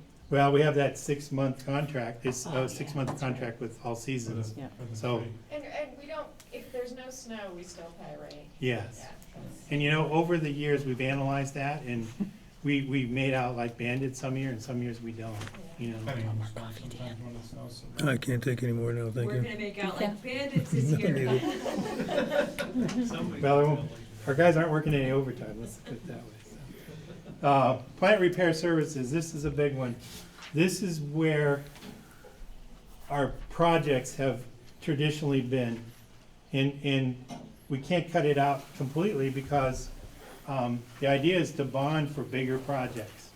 And as the schools get older and our facilities need some repair outside, actually, it can't be done through the operating budget because of, first of all, cost containment, and secondly, does it make more sense to borrow money over 20 years and pay a project off that way?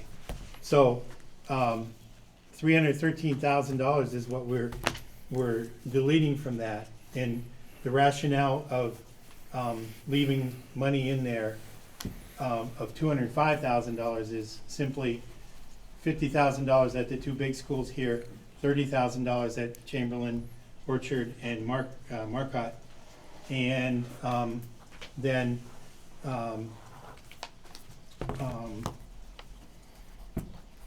$10,000, I think, at the bus. But this is in direct correlation with the bond, the proposal on the bond that we're gonna talk about in just a bit. Yeah. And whether it's a 1-year bond or a 3-year bond to take care of some of these bigger items that also, I think, we believe is smart under the Act 46 provisions. Yeah. So is the $205,000, is that for specific identified projects, or is it contingency repair? Well, I have to tell you, the elementary schools, there's lists like this. They're very small, though. To do a classroom at, let's see, at Chamberlain, most of the time there's asbestos in the existing floor tile, so you have to do an abatement. So to do a classroom is $5,000 or $6,000. So this orchard sign is, you know, there's a whole list of things, bathroom issues. So it is contingent, though. We're not going to spend it all.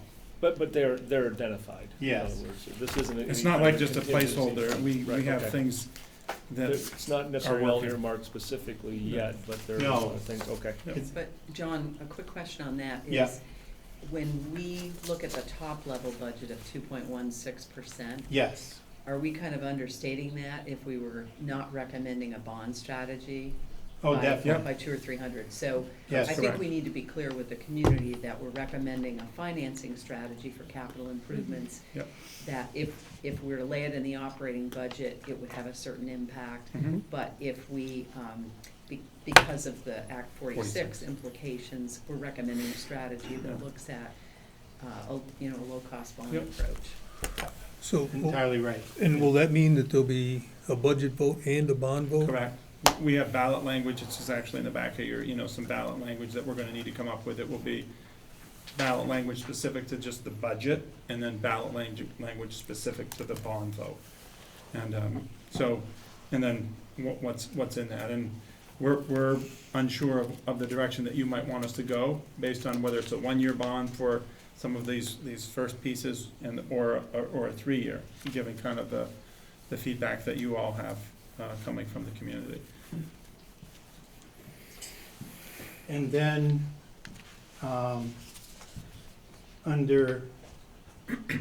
there's a bit of an accounting thing under leases with $25,000. We need to upgrade our security system. Our camera system is 10-year-old software. The cameras are fine, but the whole thing needs to be looked at. So that's the $25,000 lease payment that we have budgeted in there for that. The $161,000 expense really is budgeted under, part of that's for our buses and part of that's for our computers. That needs to be moved to the proper budget. We pay for some of our computers cash, some of them in the lease, and so it's easier to see how much we're spending on computers in one line than to split it. So that's the reasoning. It's John, in that 445 line, is that 161,000 to date against the zero budget, right? It is, but we need to analyze that and move it to the right lines. It's not overspent. It looks like it is, but it was It sure paid under does. leases. So there's a budget line somewhere. Yeah, it's down under equipment. I'll show you when we get there. And fire alarm service, there's the good news. We upgraded a lot of our fire alarms, and the service is going down, so that's good. Property insurance is gonna be down $10,000 through our school board's insurance trust. We're looking to upgrade under other purchase services, we're looking to, under telephone, not have as much money for repairs in there, because we think in 2018, we're gonna have to replace that system. It's a Nortel system Nortel's been bankrupt for a number of years, and we do have pretty decent service, but it's one of these things, your own computer's at home. If you had a 15-year-old computer, it's not efficient if it's still working at all. So that's where we are with telephones. Postage continues to go down because people aren't doing as much. Recruiting, looks like, wow, we're cutting the recruiting budget, but it's supplies, and the recruiting person from the high school is in the guidance budget, and it covers that expense. It's just tuition. You just moved the line for her. So She's covered under guidance. Yeah, she's in the guidance Guidance. office anyway, so it's, yeah. And tuition, 50560.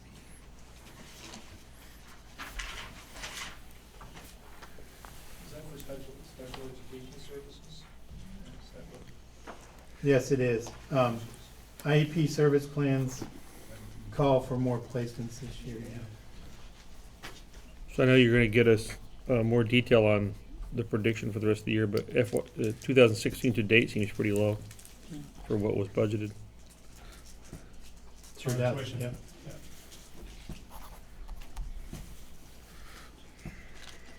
And let's see, conferences and professional development. There's 2 ads there, and the 22,000 is $9,000 for our IT staff. We have our engineers and their staff that are, just need to be up on things. The way the data is flowing, the attacks on our system, and rather than them compete for a small amount of money in professional development, we've done some department-wide trainings. We've planned on that, so that's there. And then also the psychologists and BCBAs, and I don't like that acronym. Stuart, can you help me with that one? Well, it's behavioral, that's still, Diane can tell you. Because that's Joanne's department. Okay, I know it is. I know it's not yours, but I don't know what it is. It's a so. board-certified behavior analyst. Thank you. So we have some more money in there for that, $13,000 for their training. Can I ask a question? Sure. On the tuition, does the state reimburse 90% of that? Not 90 per se. Depends on how much over $50,000 a Okay. particular. So the first 50,000 per placement is paid for by the LEA, and then 90% is reimbursed? Well, see, the first 50% is, the first $50,000 is paid for about 46% by the district, by the state, and 54% by the district, so yes. And will that be in the revenue section? Yeah, that's part of that revenue from the state and feds. I don't know if we've done this in the past, but I would find it helpful if maybe we had something that referenced an offsetting revenue number. We're gonna show you revenue, but you're right, you're trying to I mean, if you correlate just put an asterisk by it, and then we know that this there's is some offset. offsetting revenue to it, That's a good something idea. like that. Little corner box or Yes, something. I think even in teacher salaries, Yeah, there are a Mhm. a significant portion of that. We can. It's not the majority of it, 5% could be Yeah. from grants. So anywhere where there's an offset, the idea would just to be some sort of a marker in Yeah. Yeah, just a flag that there is an offset. Mhm. Supplies and materials, 50610, we asked the principals in the buildings not to ask for any more money as far as program supplies unless they had specific needs for a curriculum, which they did come forth with, but that's why that's pretty flat. General supplies, we looked at that, and we were able to reduce it by 8.15%. Repair supplies, some of that was upgrading our buses. We had a good portion of it actually was repair supplies. We had a big repair one year on a bus, and we also used to farm out some of our work to outside that our now mechanic does in-house. So this is good. We are able to buy those supplies from the city, and there's no markup or little markup from them. So that's pretty big, significant decrease. We've done some good work with them around like shared software for, engine stuff that you need to be able to do, and we've shared that cost, and that's also helped us around being able to do some of that work that John's alluding to, so a good collaboration there. The ground supplies is the same thing. We work with Bart Maselli on that. Electricity is down $14,000. I looked up 2009, what we budgeted for electricity is $433,000. Now, there's been some rate changes. We're talking about the solar array and use of electricity. So that's a good trend. Natural gas is in the same light, although we spent $251,000 in 2009 on natural gas.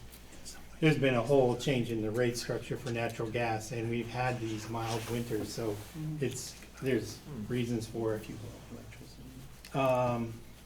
Vehicle fuel, of course, we don't know what's going to happen starting July 1, but trending, it's down, so we're going to save about $23,000 there. And then the most significant line here is software, where we've increased our line there. That's for new software. We have $40,000 for SIS software and $25,000 for human resources software in accounting.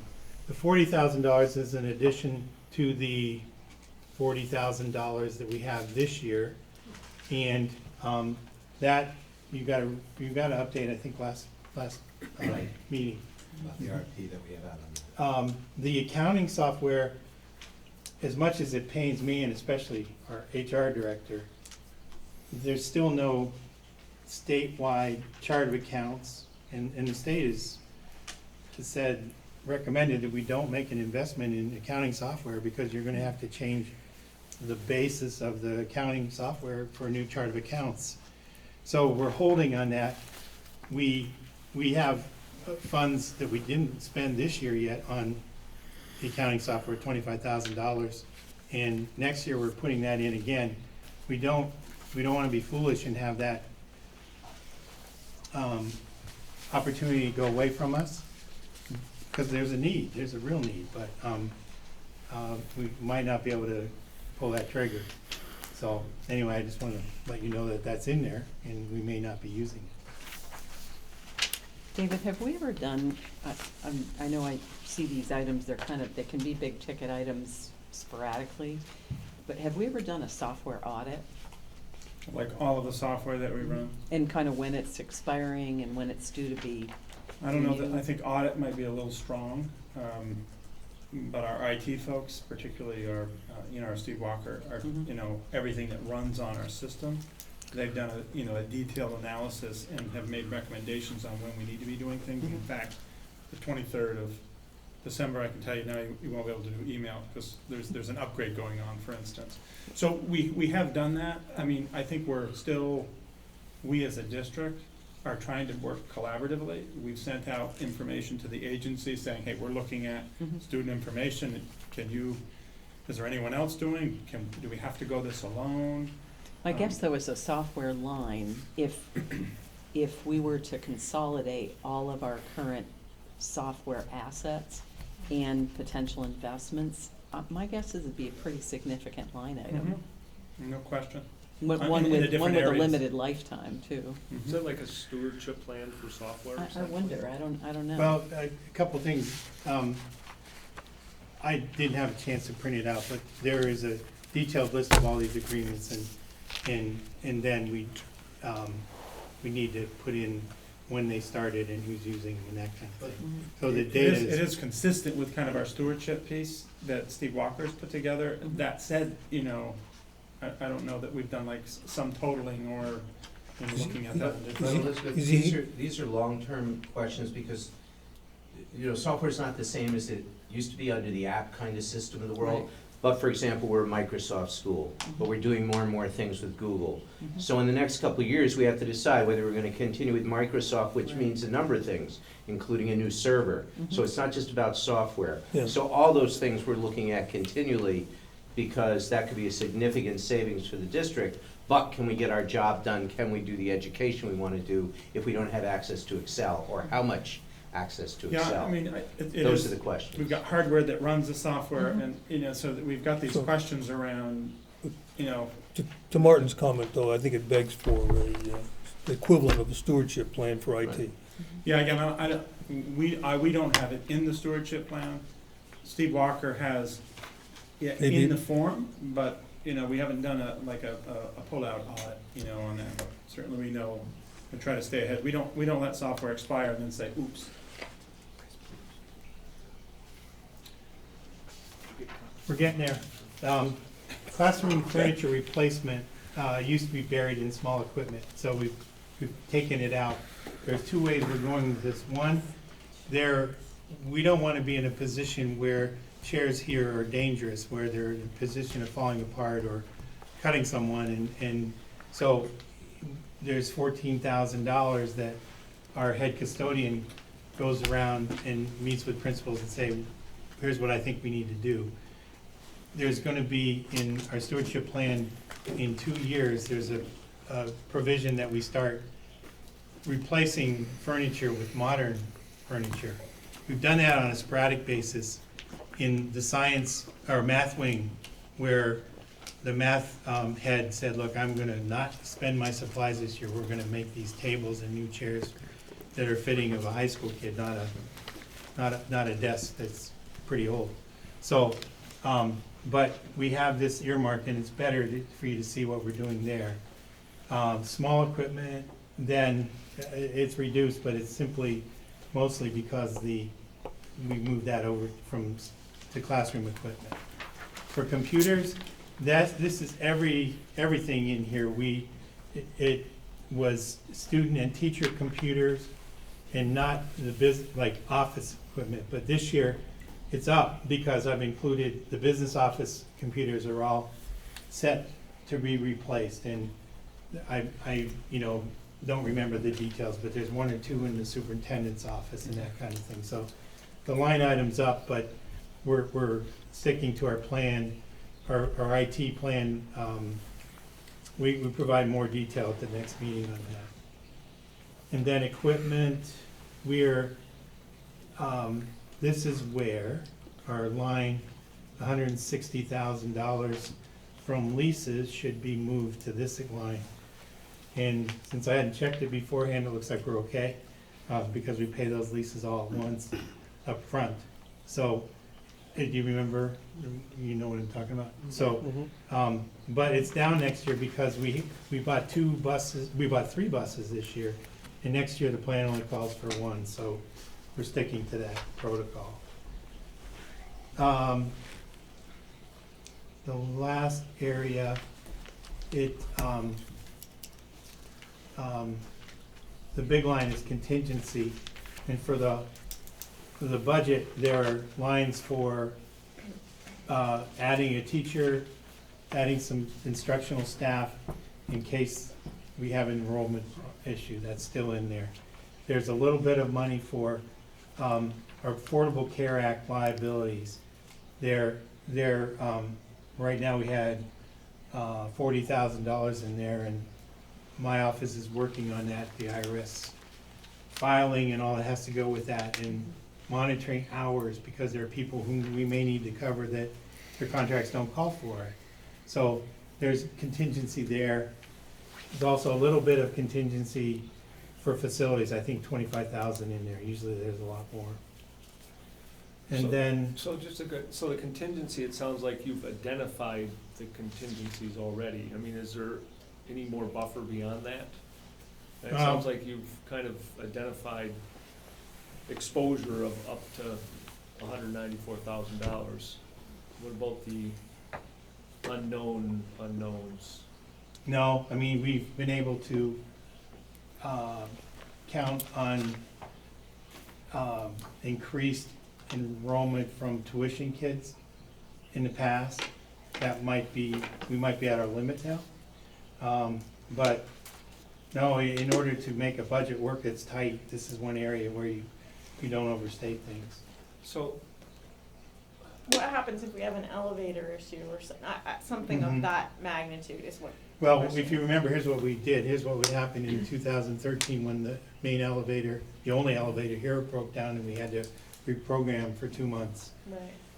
Had to go into the accounts that weren't expended where we had overestimated budgets or people hadn't spent, and move it around.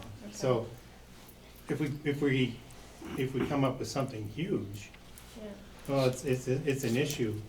I mean, I think the charter, not the charter, but the state law says you can overspend for an emergency, but Right. we don't want to do that. I I think the big thing too, I mean, knock on wood, there could be unforeseen circumstances, but I think, we've done a much better job over a good number of years to identify areas of concern based on age or warranty, and I think we've reduced, not totally, eliminated the risk, but we've definitely been able to reduce that risk as a result. So I think that's also in part in play. And we have, again, longtime employees that are either electrician or our master plumber. We have individuals, I think, that along with Bart Maselli and folks who can really have significantly assisted us in this area. So, is it possible that, right now you're at 1.32% draw from the ed fund, and you can go up to 1.69, is that right? Or is that what, I thought it was 1.72? Yeah. I know, but we'll know these by the end of the month. These numbers will mostly solidify. The 1.69 is a function of the difference in the cost per equalized pupils, a set number. Right. But the number of equalized pupils, because we had 8 more, it gave us more money to use. Right, and I guess my question is that, what could we do to can we go up, can we go up to 1.69% on the budget, once these other numbers become clearer, which they should, even if they not by the end of the month. The legislature is supposedly going to deal with the spending threshold the first week or 2 weeks. So in advance of January 25th, the due date for, I think we're thereabouts, for finalizing. But can we increase this to have more of a contingency fund? We've had this conversation before. What sets us up? First of all, what allows us to continue to do the work that we need to do as a district to ready our students, 1.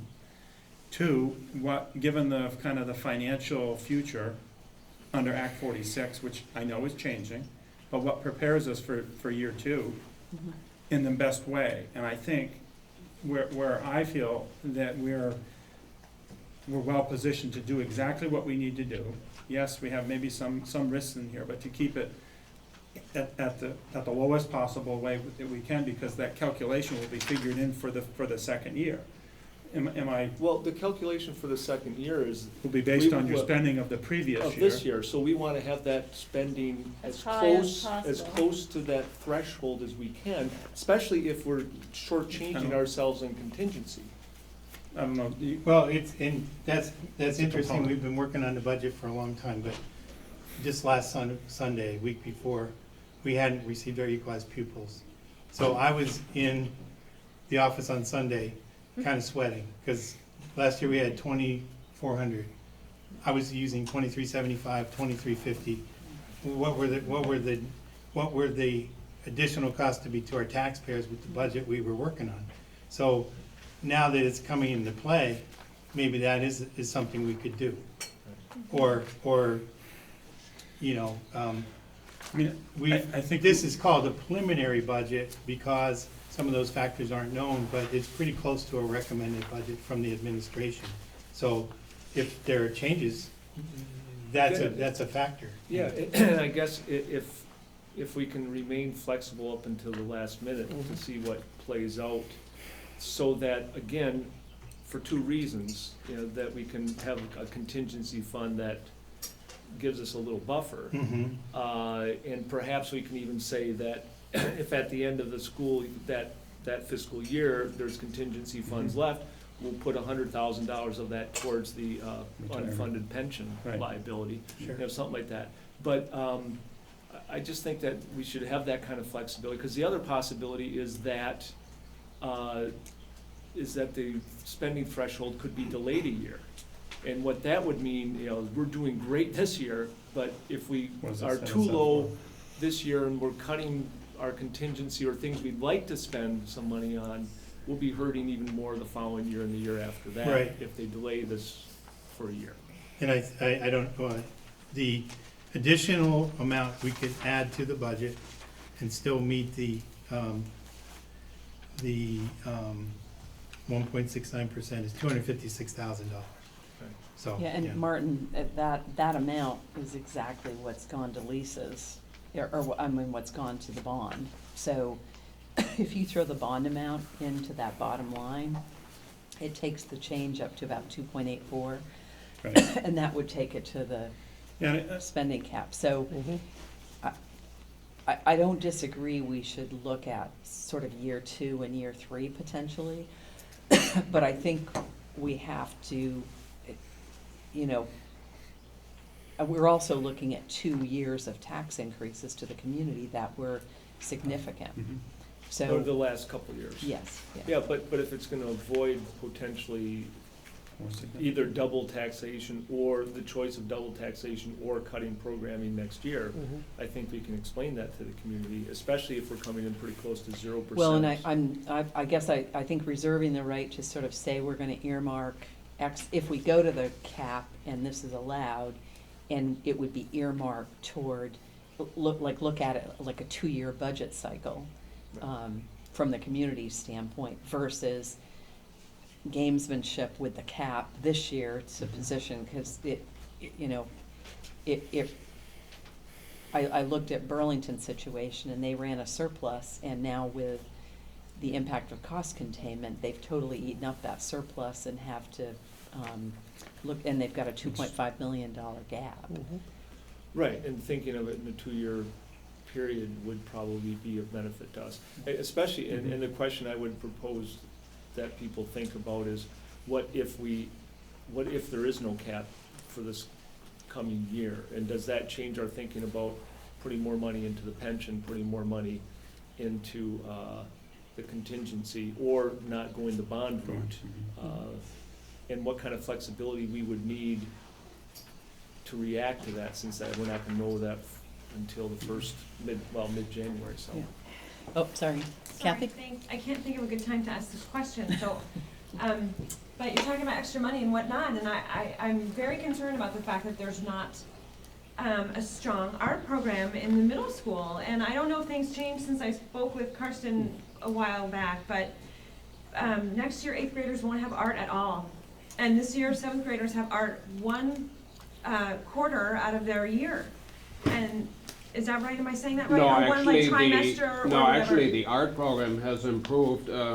We have had an addition, the board has given us an addition to the art program, and 8th graders do have the opportunity to take art. But next year they will not, from what I am understanding. No, they will have the opportunity to take art.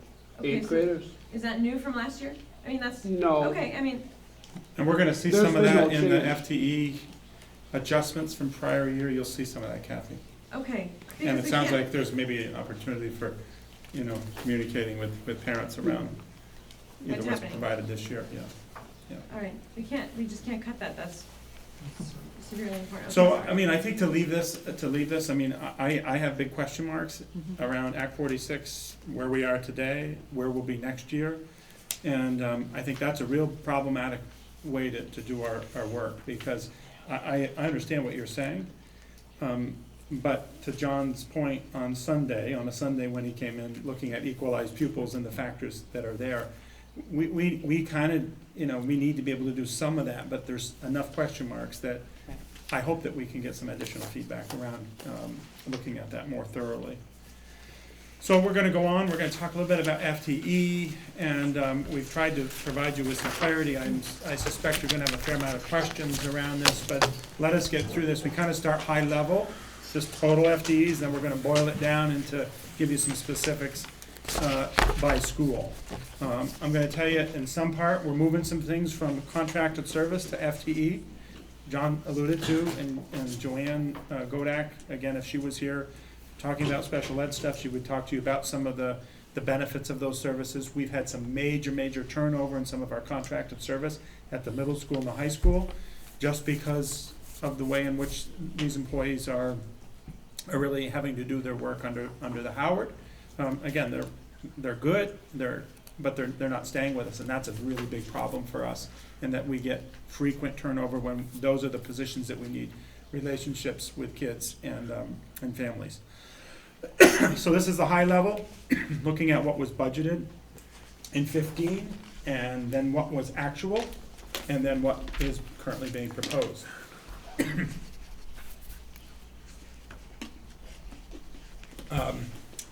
So we're going to walk you through some of these pieces. Again, a big part of this is also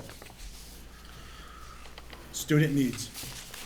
Student needs, John alluded to individuals with IEPs and our dependencies on some of those services, as well as, again, as I alluded to earlier, around some of the situations that we're seeing around students in need. So we're going to go through that.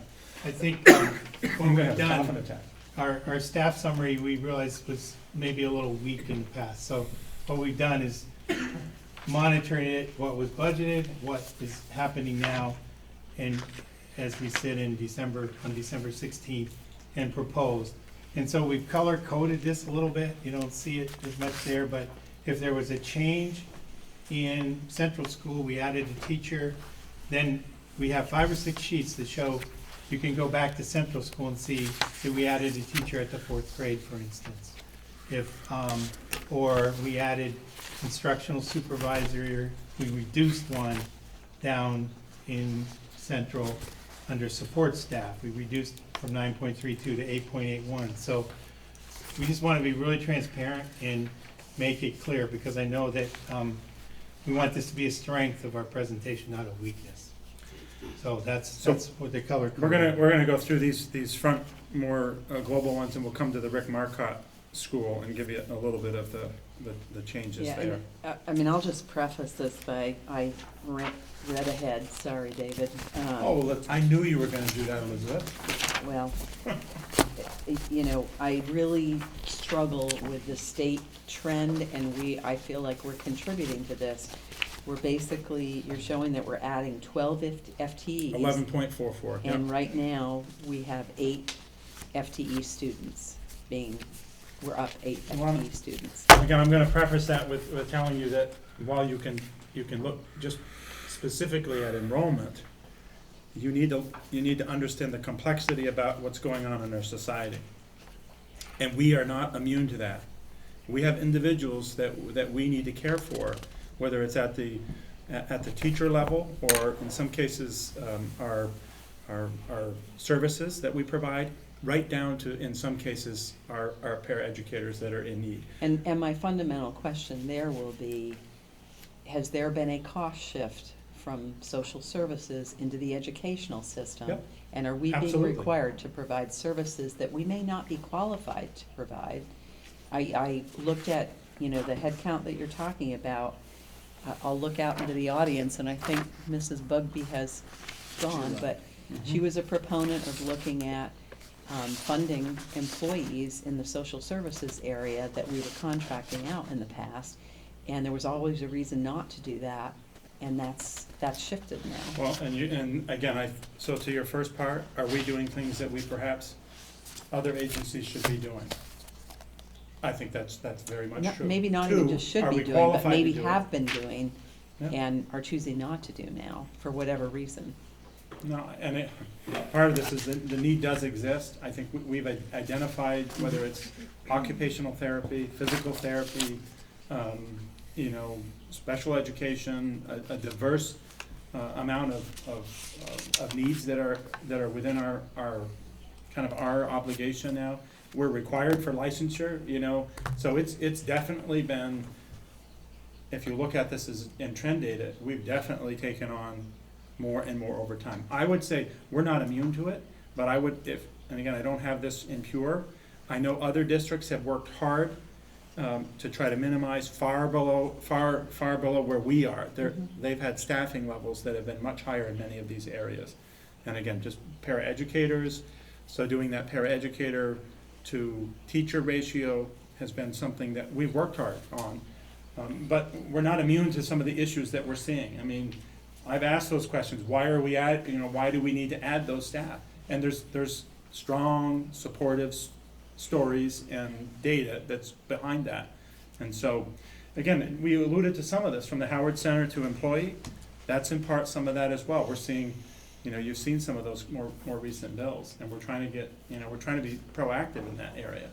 This is maybe an area that we can also collaborate with some of our county, our other county resources, other county schools, on how we can perhaps do this in a more efficient way. So is it gonna cost us less to bring the Howard Center people? It's gonna cost us a little bit more, but the outcome and the service is gonna be far better, and we believe the turnover and transition is gonna be significantly better for the benefit of our families.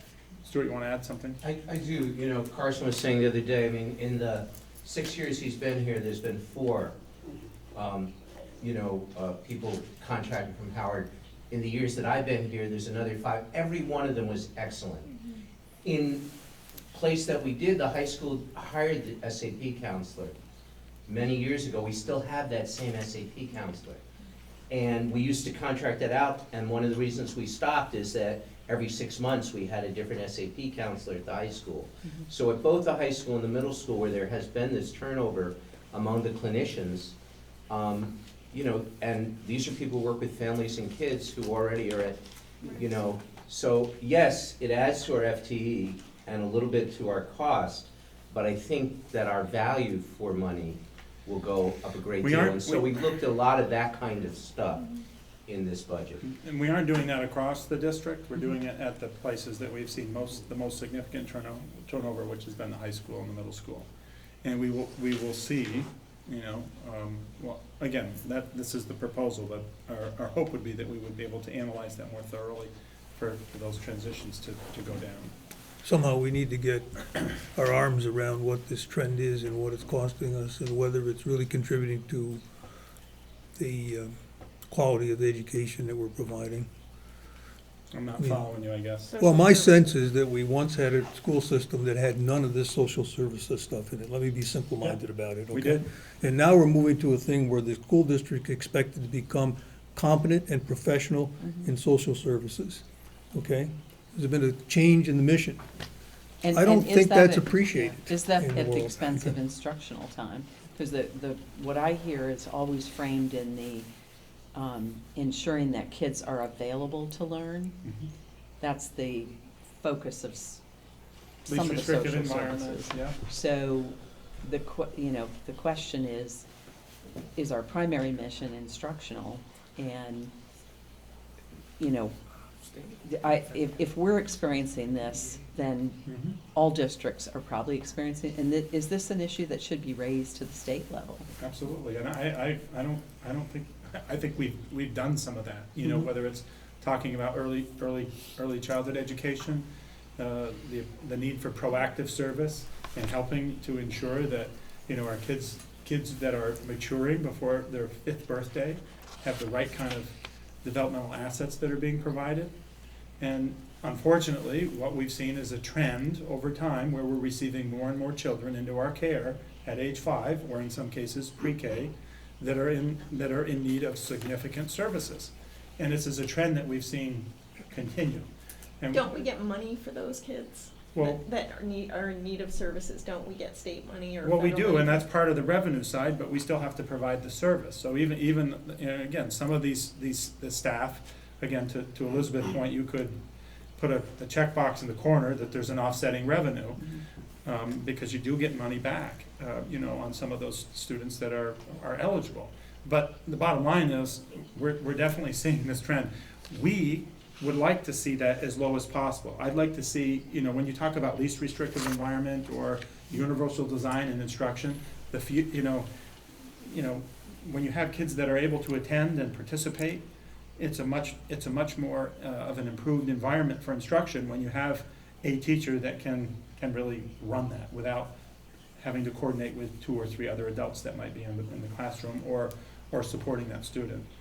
So, the other part is, I think, we also need to be careful. It wasn't, there was quite a few years ago where we ran different models around supporting, and that was, that, if we go way back, was more of an exclusionary model, and that wasn't necessarily right either, you see. And so I think there's some good data that's out there around what did we do years ago where it was exclusionary. Now we're more inclusionary, and we've taken on a lot of these other social services with the trend that's happened in society. I think Well, that but it's when you have an Act 46 that is generated in large part due to the Commissioner of Education presenting data that says staffing levels have been increasing while enrollment is going down, and then throws it back to local school boards to manage that, and there isn't a well-articulated story around this is the impact or the offsetting impact of ensuring that kids are present to learn, and whatever's driving that, I think, it's just going to exacerbate itself year after year. But the incremental 11.44 FTEs are on top of those that were added last year vis-a-vis contingency and then the budget. So we're seeing, one thing I want to see is a multi-year trend on staffing, on FTE levels, because I think we've been adding. Yeah, so it's 11.44 from the budgeted year. And then, we added 6 in the actual, from the budgeted to the actual, and then the proposal is then the sum balance up to the 11.44, so. So I think it would be important for us, as part of the argument that's gonna be coming up in the legislature, to really point out the money that's being spent on these social services. I think it's a very receptive, for the most part, audience, because we are feeling the fact that Department of Children and Families are feeling, that the court system is feeling, because of higher poverty rates, because of the opiate addiction, that those different services are being completely jammed, and we're feeling the same effects. And it's anecdotal, but when I talk to teachers in our elementary schools, the last 3 cohorts that have been coming into the school have had many more higher need kids because of this, what's happening. That doesn't mean that we shouldn't be really explaining that to the folks who are setting the spending threshold as an additional reason why that threshold is unreasonable, and why more money should perhaps be coming from the general fund into the ed fund to deal with these issues. But I don't think we can turn a blind eye to the fact that we probably need more resources or more efficient use of our current resources. Well, I'm not suggesting that, but what I am saying is, are we, as an educational system, best qualified to support the resources to meet that need? That we're not the Howard Center. We don't have that expertise. We can hire that in selectively, but have we ever managed it? Do we know how to manage it? I think it's the whole gamut of taking on, the same way I would look at, supporting structure around delivering public education, which includes nutritional services and transportation, and there are certain things that we do to support the educational system, but we're not going to be experts or competent in all of those things. Right. And I guess I think it's just that we have to learn to become very good at that, because I think we are probably the best place to do it, and it won't get done as effectively otherwise, is my concern. But anyway, yeah. Well, then we need to act that way. Well, and again, we can't, we're trying to be halfway on it. so a lot of this increase is, a good chunk of this increase is associated with that. There are other components in here, so I don't want to misconstrue the total ad. There are other things in here we're trying to do to support good instruction and increase enrollment, at the high school, for instance, and keeping those opportunities rich, and to do some good things like, making sure we're attending to our business around supporting our employees, like our HR generalists and things of that nature. So I don't want to present, the 11.44 is all because of, these issues. It's a good chunk of it. Yeah, do you have any data on that? We've said 11.44 a couple times. Do you know how much of that is transitioning from services that were hiring versus we're gonna walk you FTE? through. We're gonna walk you through some of that just by school, and I think you'll probably would like a little bit more information maybe on that as we go forward, particularly when we talk about some of the other social service issues that you maybe like broken down. So let's just go. We'll go to Chamberlain, and what we've done here. Central, sorry, I said Chamberlain, Rick Marcotte. So what was budgeted, what what happened is actual, again, this was a direct result to your approval at Rick Marcotte, and then where we're proposing. So I'm keeping the Rick Marcotte School at 19, and this is consistent with kind of the enrollment projections. You're gonna see that as well, but keeping them at 19, which is a +1. And then looking at support staff, you see there's some minor change there for a total of 1.49. So, again, David, Mm-hmm. I see enrollment down by 7 at Central. Yep. So you're keeping, So part of this is to try to get some behavior issues under control with some coordination of what we call as PBIS, which helps with really kind of positive behavioral intervention strategies. And then there's also a paraeducator component as well. So I get that. This is in part, though, the makeup of what we're seeing.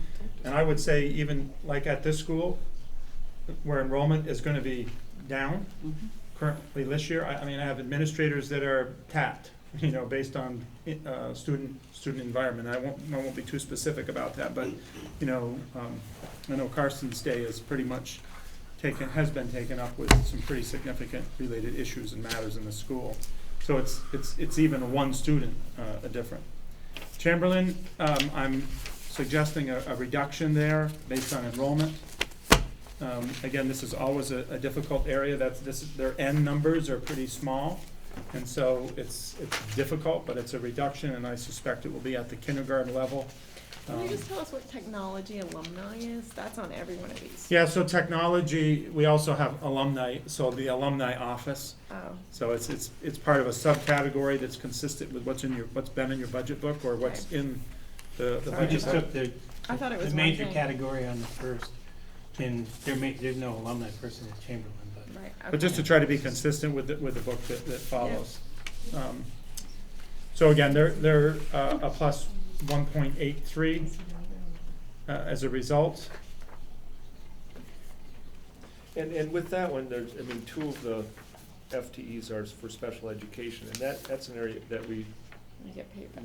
well, and we really don't have much of a choice. I mean, is that, Well, again, either we inherit an IEP or an individual education plan, which calls for related services for a student that moves in, or individuals, children become identified, and we're required, based on that process, to provide. There is also, I think, to your point, is there is revenue, there is money that does come back on offset, but nonetheless, it adds to an FTE count, which, I mean, I'm aware of, that factors into that. but I'm saying particular, I mean, to call out those FTEs where we have limited ability to say no to that. Mhm. I mean, as far as educational system. That's correct. Where's art and music on this line? So We're there, getting to it. It's in the middle school. yeah. We're not This is middle school Orchard. yet. So, yeah. So, Orchard, there's an addition here or a reduction of 3.85, and so most of those are in the reductions in the special ed have shifted.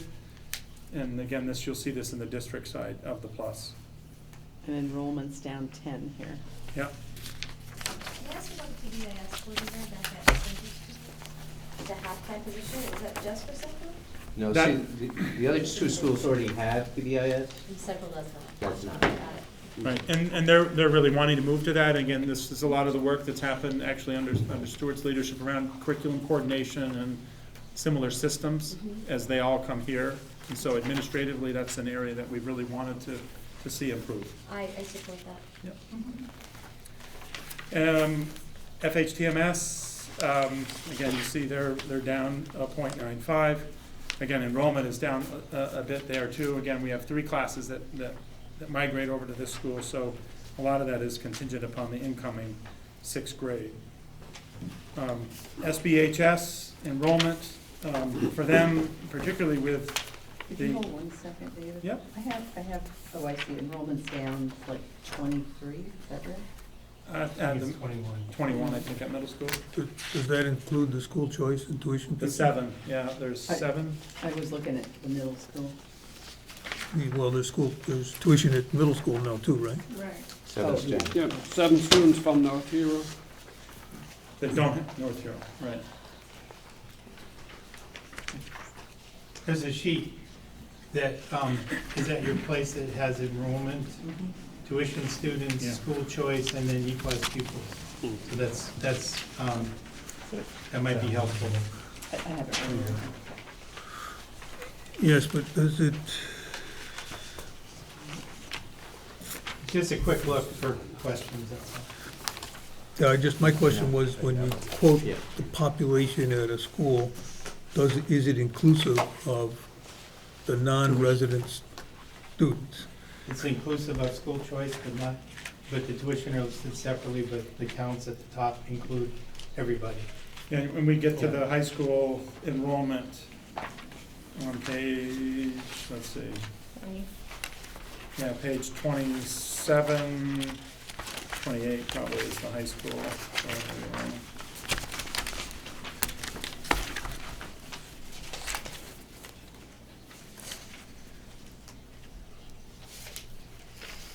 Yeah, 28, you get to see the high school enrollment numbers, and you get to see that tuition line pull in at 148 for the preliminary. And that gets added to the sum total at 886. So onto the high school, again, part of this is, this is some fractional FTEs that are in need to support the sections of programming. And again, if you get too specific on me about what this then will do to a certain class, I'll have some trouble. And this is an area that Patrick or one of his folks need to help with. But this typically is based on the building of the master schedule, based on the enrollment.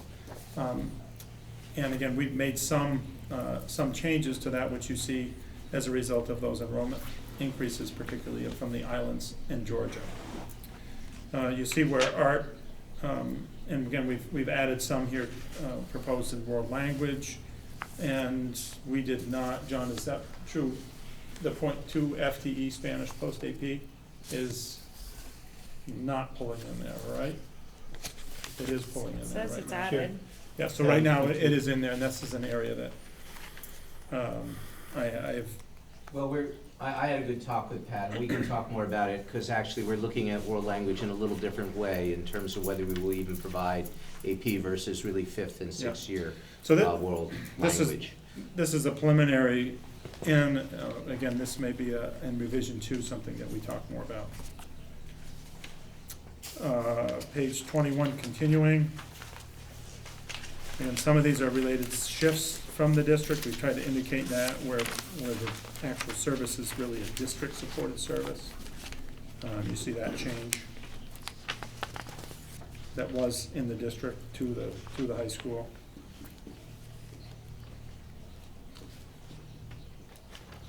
So a total change of 8.32 addition at the high school.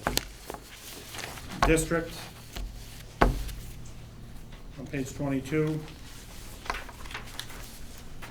0.46, and you see those additions, ones that we did in actual, and then those that are being proposed.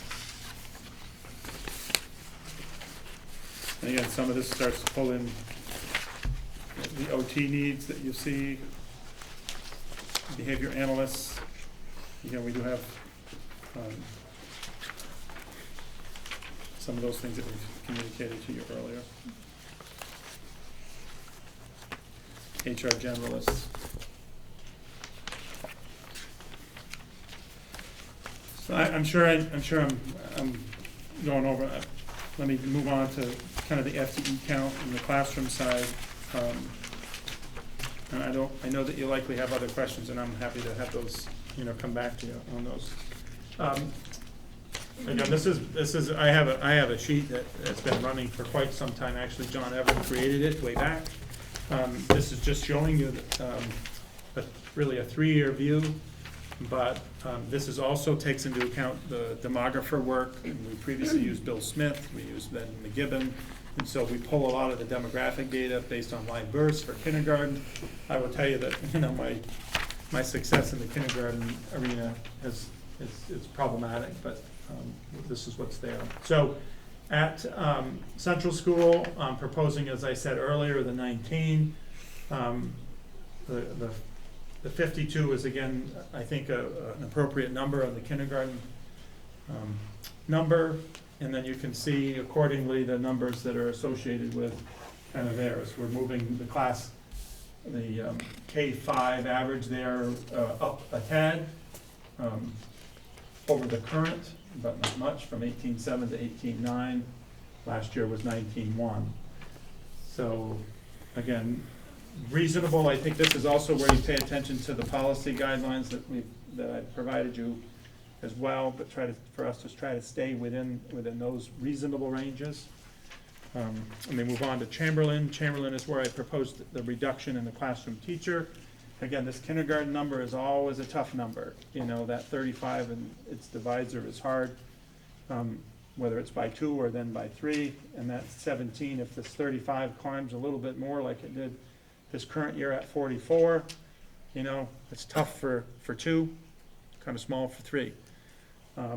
And then accordingly, we've moved this up a little bit on the K-5 average from 16.1 to 17.0 based on this. Enrollment is down 5 proposed.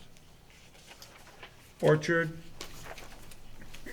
keeping them the same at 20. Again, they've definitely seen some increases in their numbers, and also you know, their grade configurations certainly have seen the uptick across the board. So again, we're looking at a 374. We're looking at 20 teachers remaining there and moving up that K-5 average from 17.7 to 18.7.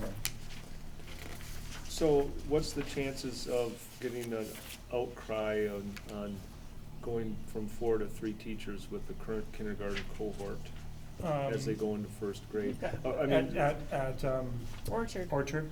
Mm-hmm. You're at Well, 21. again, I think that, you know, for Mark, you know, I'm basically holding on that.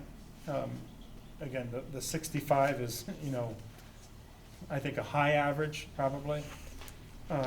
Your specific question on the current is going from the first grade, you mean, to the 3 at second grade, you mean? Yeah, right.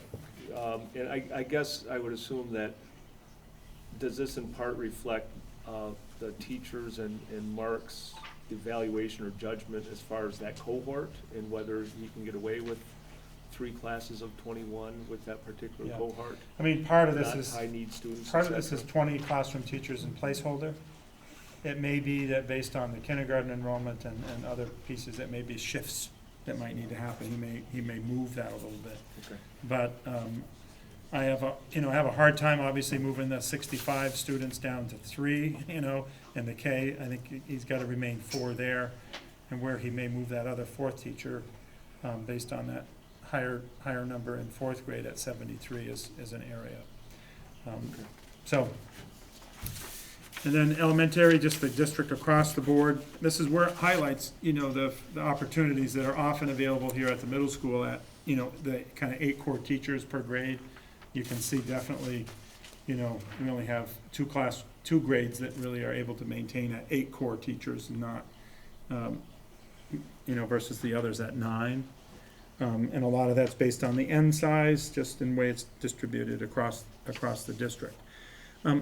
Let me just pause here for a second, because I think, you know, when we're talking about master planning and visioning, some of the things that I've talked about with Holly and with the other principals, along with the central office staff, is there any way that we can create configurations in a school where, you know, can you begin to do some faceted planning, and or is there ideas and opportunities or incentives for moves?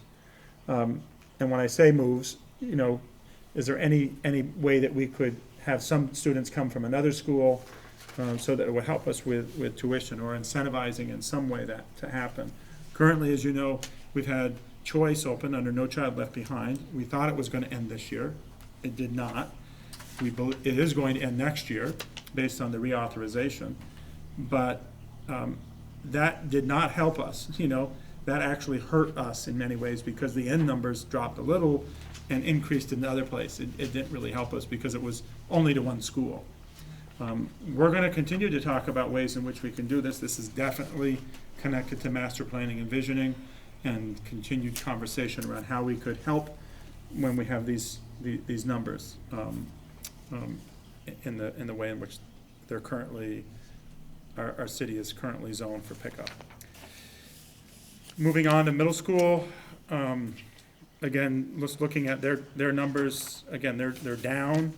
That's in direct correlation to their that lower number of students coming in, and that lower number of 8th grade. So they're at 504, 8 teachers in their program, 8 core teachers per grade, I should say, and then looking at their language arts, we made some changes to Kathy's question earlier. We made some changes in the arts area last year.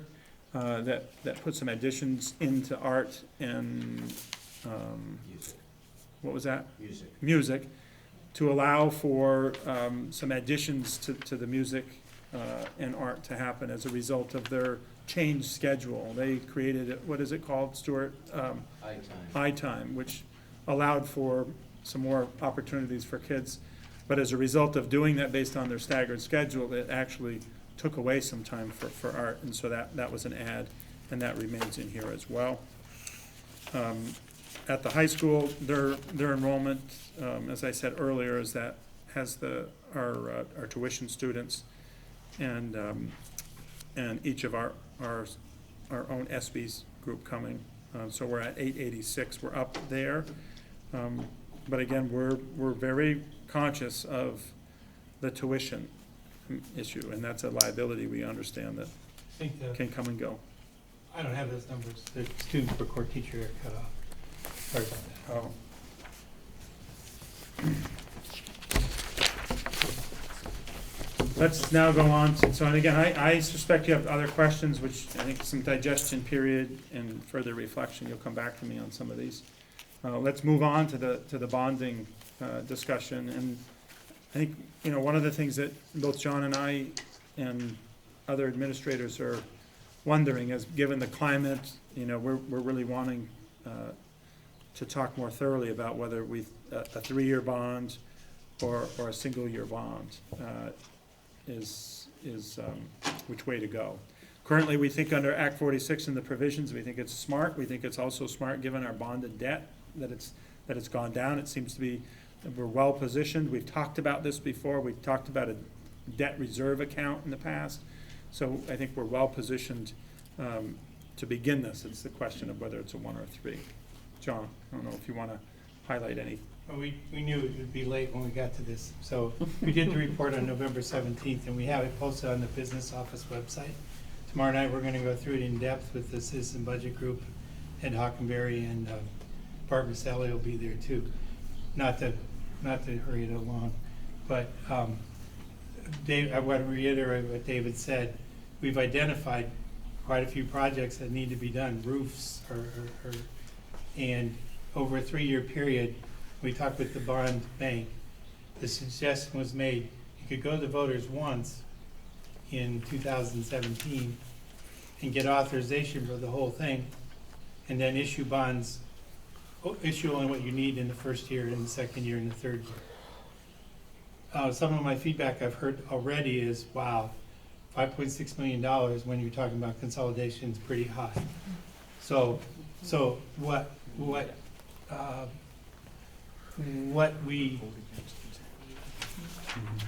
we'd also, it would be perfectly fine to borrow $1.6 million for projects and show the immediate need we have for those projects now, and maybe that's more palatable to voters at this point in time.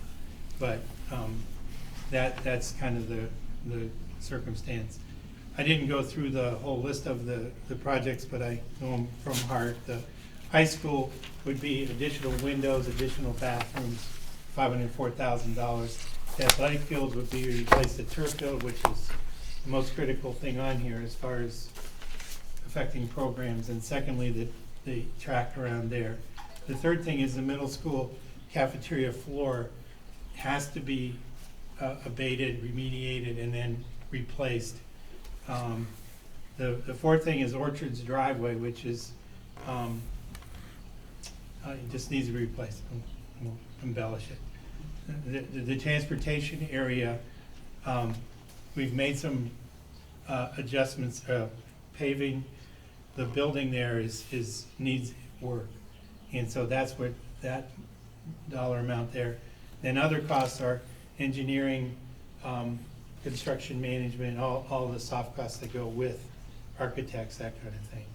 So that's the fiscal 2017. And then in 18 and 19, it goes on. The reason to do one bond issue would be, okay, you get the authority, and then when you go to bid it out and engineer it and pay the architects, you have a plan for windows at the high school. That's going to take 4 years more, so because you can only do so much in the summer. So you could go and say, well, this is the northwest section for this year, but we also have these other three sections. So a contractor could bid on that. The same with our bathrooms, because of the ADA compliance and the real seriously bad shape they're in. Those are what the SBHS projects go out to be, and so forth. But on the other hand, I've never come to you before asking for a new bond because I'm not a big fan of debt. On the other hand, I don't really see how else we could do it this year. So it's the alternative 5.6 million, 1.6 million, or if we don't go to the voters with a bond, we figure out some way to do the turf and let everything defer, everything else. That's pretty much the way I see it. Just to throw this out, I mean, I think a one-year bond is acceptable, and the reason why I think going 3 years, it seems to be prejudging what we're doing with Marcotte and Chamberlain and Orchard, which is a big part of that second and third year. And it might be much easier if we decide that we're not consolidating to then go out. And there's a lot of uncertainty about that. So I mean, as a taxpayer, I find it much harder to vote for a 3-year bond when there's so much uncertainty about what we're going to be doing. And it would seem to me once by the next budget, we should have this figured out, or if not before, and can then have a bond that covers this and whatever we're going to do on consolidation. And that's just, I throw that out, for initial thought. Is the 715 just the turf? No, it's the track also. It's the track and the turf. Yes. That And complex. do the windows, did you include the PCBs? Yes, that's the reason we went through the current bond in that report, but that's the reason the windows cost so much more. It's the research we had to do then to get rid of the old windows and the frames was $47,000 for 10 windows, so we're building that cost in. And the windows there's a price in 2018 and 2019. Yes. So maybe an alternative to this is going out with the bond that covers your first year costs and the high school windows, because that seems to be one big project that we should be doing. Problem is, we can't do them all in one year. We can't, but we can go out with a conservative look of, you have 3 years to spend the money before you have to, the IRS arbitrage rules kick in. So if you borrow money, and that would make this bond be somewhere around $2.1 million, let's just say. If you borrow it in 2017, that's okay. If we tried to borrow it all in 2017, we couldn't manage it and we'd get in trouble not getting the projects done. So I think that's a good suggestion, what I'm trying to say. Yeah, Well, I think that's a good suggestion. I guess the other question is whether, are we anticipating that the rates are gonna be going up and we should borrow what we need now? The rates. The bond bank, They decide today. They went up today. Oh, I missed the that. bond bank said, they've been cautioning us about them going up in the amortization schedule, so I think 3.4%. It takes a while for the market to acknowledge that, but the bond bank said that right now, the rate would be 2.9%. If they need $15 million to do a bond issue this in the winter. We obviously can't do that because we don't have authority yet, but, so I think somewhere in the low threes is still reasonable. Okay. Yeah. Okay, let's. And you've seen this chart before, but if we,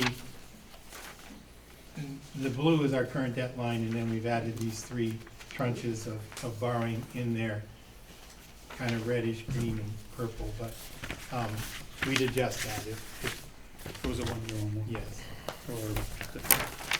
And the last is right back to where we started, just providing you that clarity. And then ballot language for the, we don't have the ballot language for what the bond would need to say, but this is the newer, John's worked on this on the, what needs to be stated in the bond language for the budget. And this is where you see the equalized pupil percentage higher than spending the current year is required within the bond. So, that's it. Right on schedule. Yeah. Not exactly. All right, any further questions or directions at this point, or David, would you like to just kind of have us? Yeah, I think it would be good, you know, Process it. you have a lot of information. I mean, I have some takeaways from this, based on the notes that were provided, and comments. But again, big hats off to John and his staff for doing the work, the daily work, and then doing all the budget planning. You know, a lot of my office, you know, Meg and Delina, they all get called in to help, which you all know that. The budget advisory, actually Bridget's in the audience still. We've had a meeting. We have another one tomorrow night, right, John? Yes. And so they also, I think, have had, they've had a pretty steep learning curve to some of the specific language that we're trying to play under, particularly Act 46.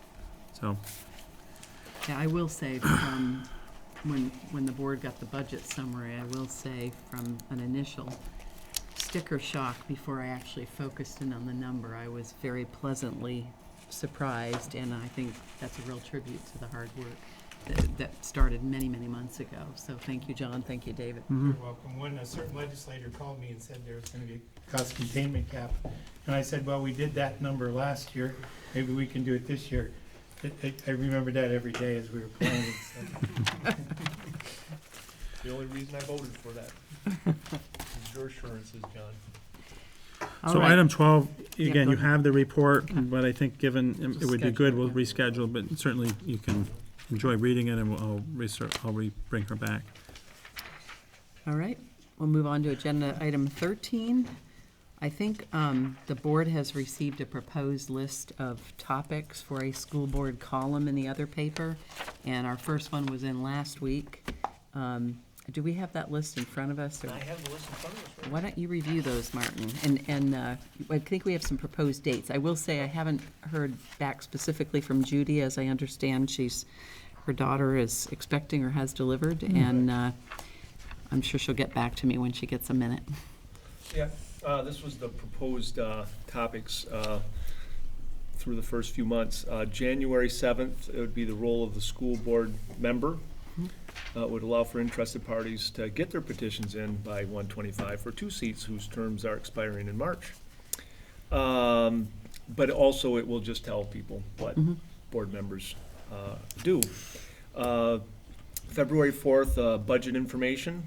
March 3rd, healthcare. April 7th, master planning, visioning update. May 5th, ends overview. June 2nd, proficiency-based graduation requirements. And I guess we all need to kind of weigh in on whether that's a good list and who's volunteering to do the first one. Can you send us that list? Because Yeah. we've not Oh, gotten I'm that. sorry, I thought No. I thought everyone got that list. No, maybe we need to peruse it a Well, little. maybe we didn't ask David to actually send it. Yeah, you might have. Didn't. No, we didn't, but we just expected you to read our minds, so. So I am signing up for the March healthcare, and I think, are those the due dates or the publication dates? Martin? Those are the due dates. No, those are the publication No, dates. This is Elizabeth. That's right.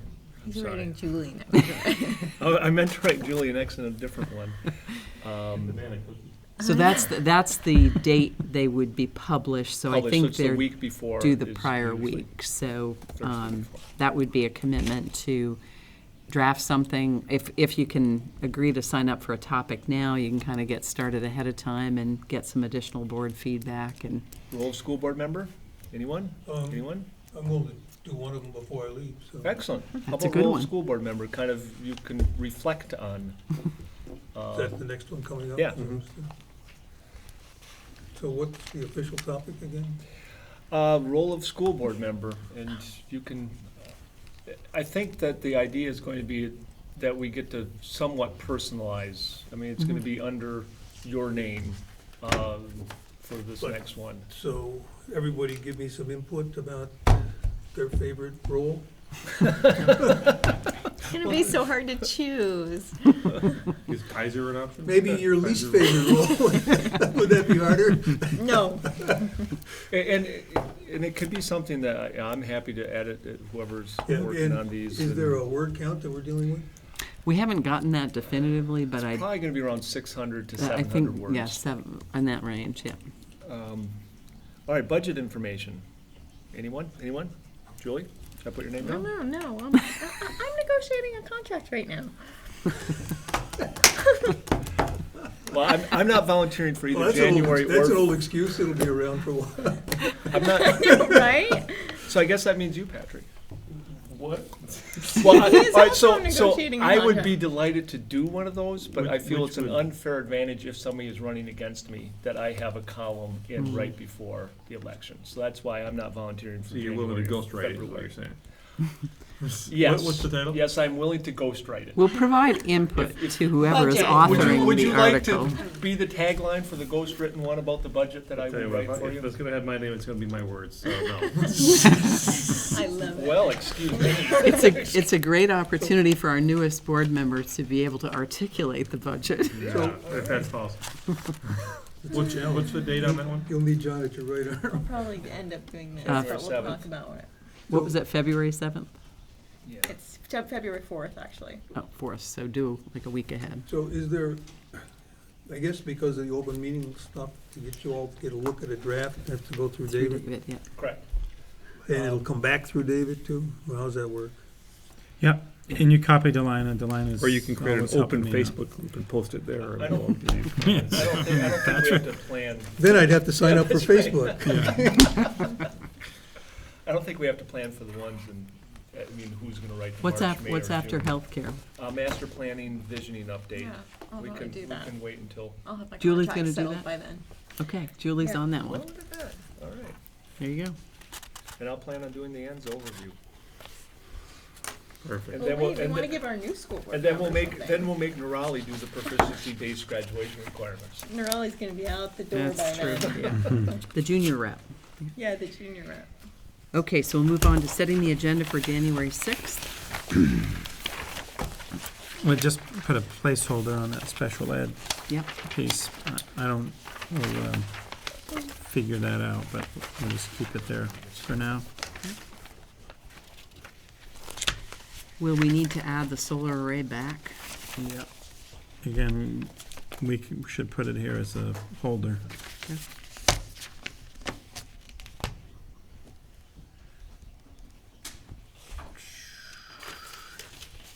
Are we gonna have 2.5? Or are we gonna have time for 2.5? You should have 2.5, but you don't. No, I just mean, So- are we, if we're not gonna have it, we should take it off. Well, let's just look, we'll plug the solar array thing back in pending, our feedback, the feedback that we get, and special ed report, we'll figure that out, along with kind of the 2.5 connected to budgeting. Okay. All right. The future agenda items, anything to add or delete? David and Elizabeth, Oh. we do have an alumni report that is a transmittal, right? Oh, right, we do have it. We could add that in, actually, for just a report update for alumni, for the Is that on a future January's, no. January 6th. We'll just put it as a holder there too. Okay. You'll have to look at this agenda, because this is Getting this will long. be, Yep. this is a public hearing on the budget, Yep. right? Yeah, so I'm just putting alumni report, special ed report, solar array. Well, on the, we do have a special meeting, but this will be the second regular board session on budget. Yep. And you've advertised for that date, correct? For For the- January 6th as a budget hearing? We have not yet. Yes, No, we I'm- did. there were dates in the. Yeah, Oh, it's on the absolutely- other paper, yeah. Yeah, We haven't pushed out anything okay. otherwise. All right, so consider the minutes of the November 18th meeting. Any changes, modifications? Seeing none, those are approved. Any questions on AP orders 22 and 23? All right. And moving to agenda item 18, we have an AP order to Howard Center in the amount of $156,962.43. And I think there was an explanation at our seats. Mhm. Isn't it in the letter? You Yeah. did put it in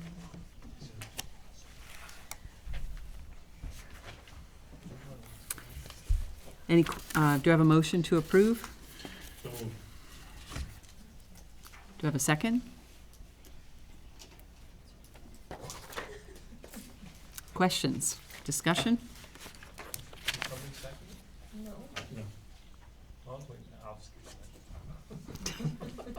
Questions and discussion?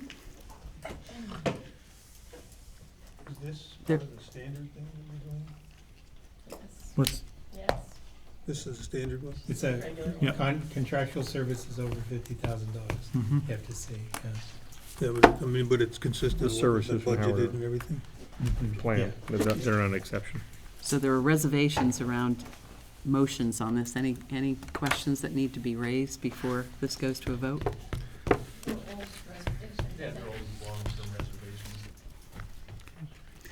All in favor? All right, motion passes. And I will take a motion, so David. just one, we'll thank RATN Connor for, this is his last one he's doing. Oh.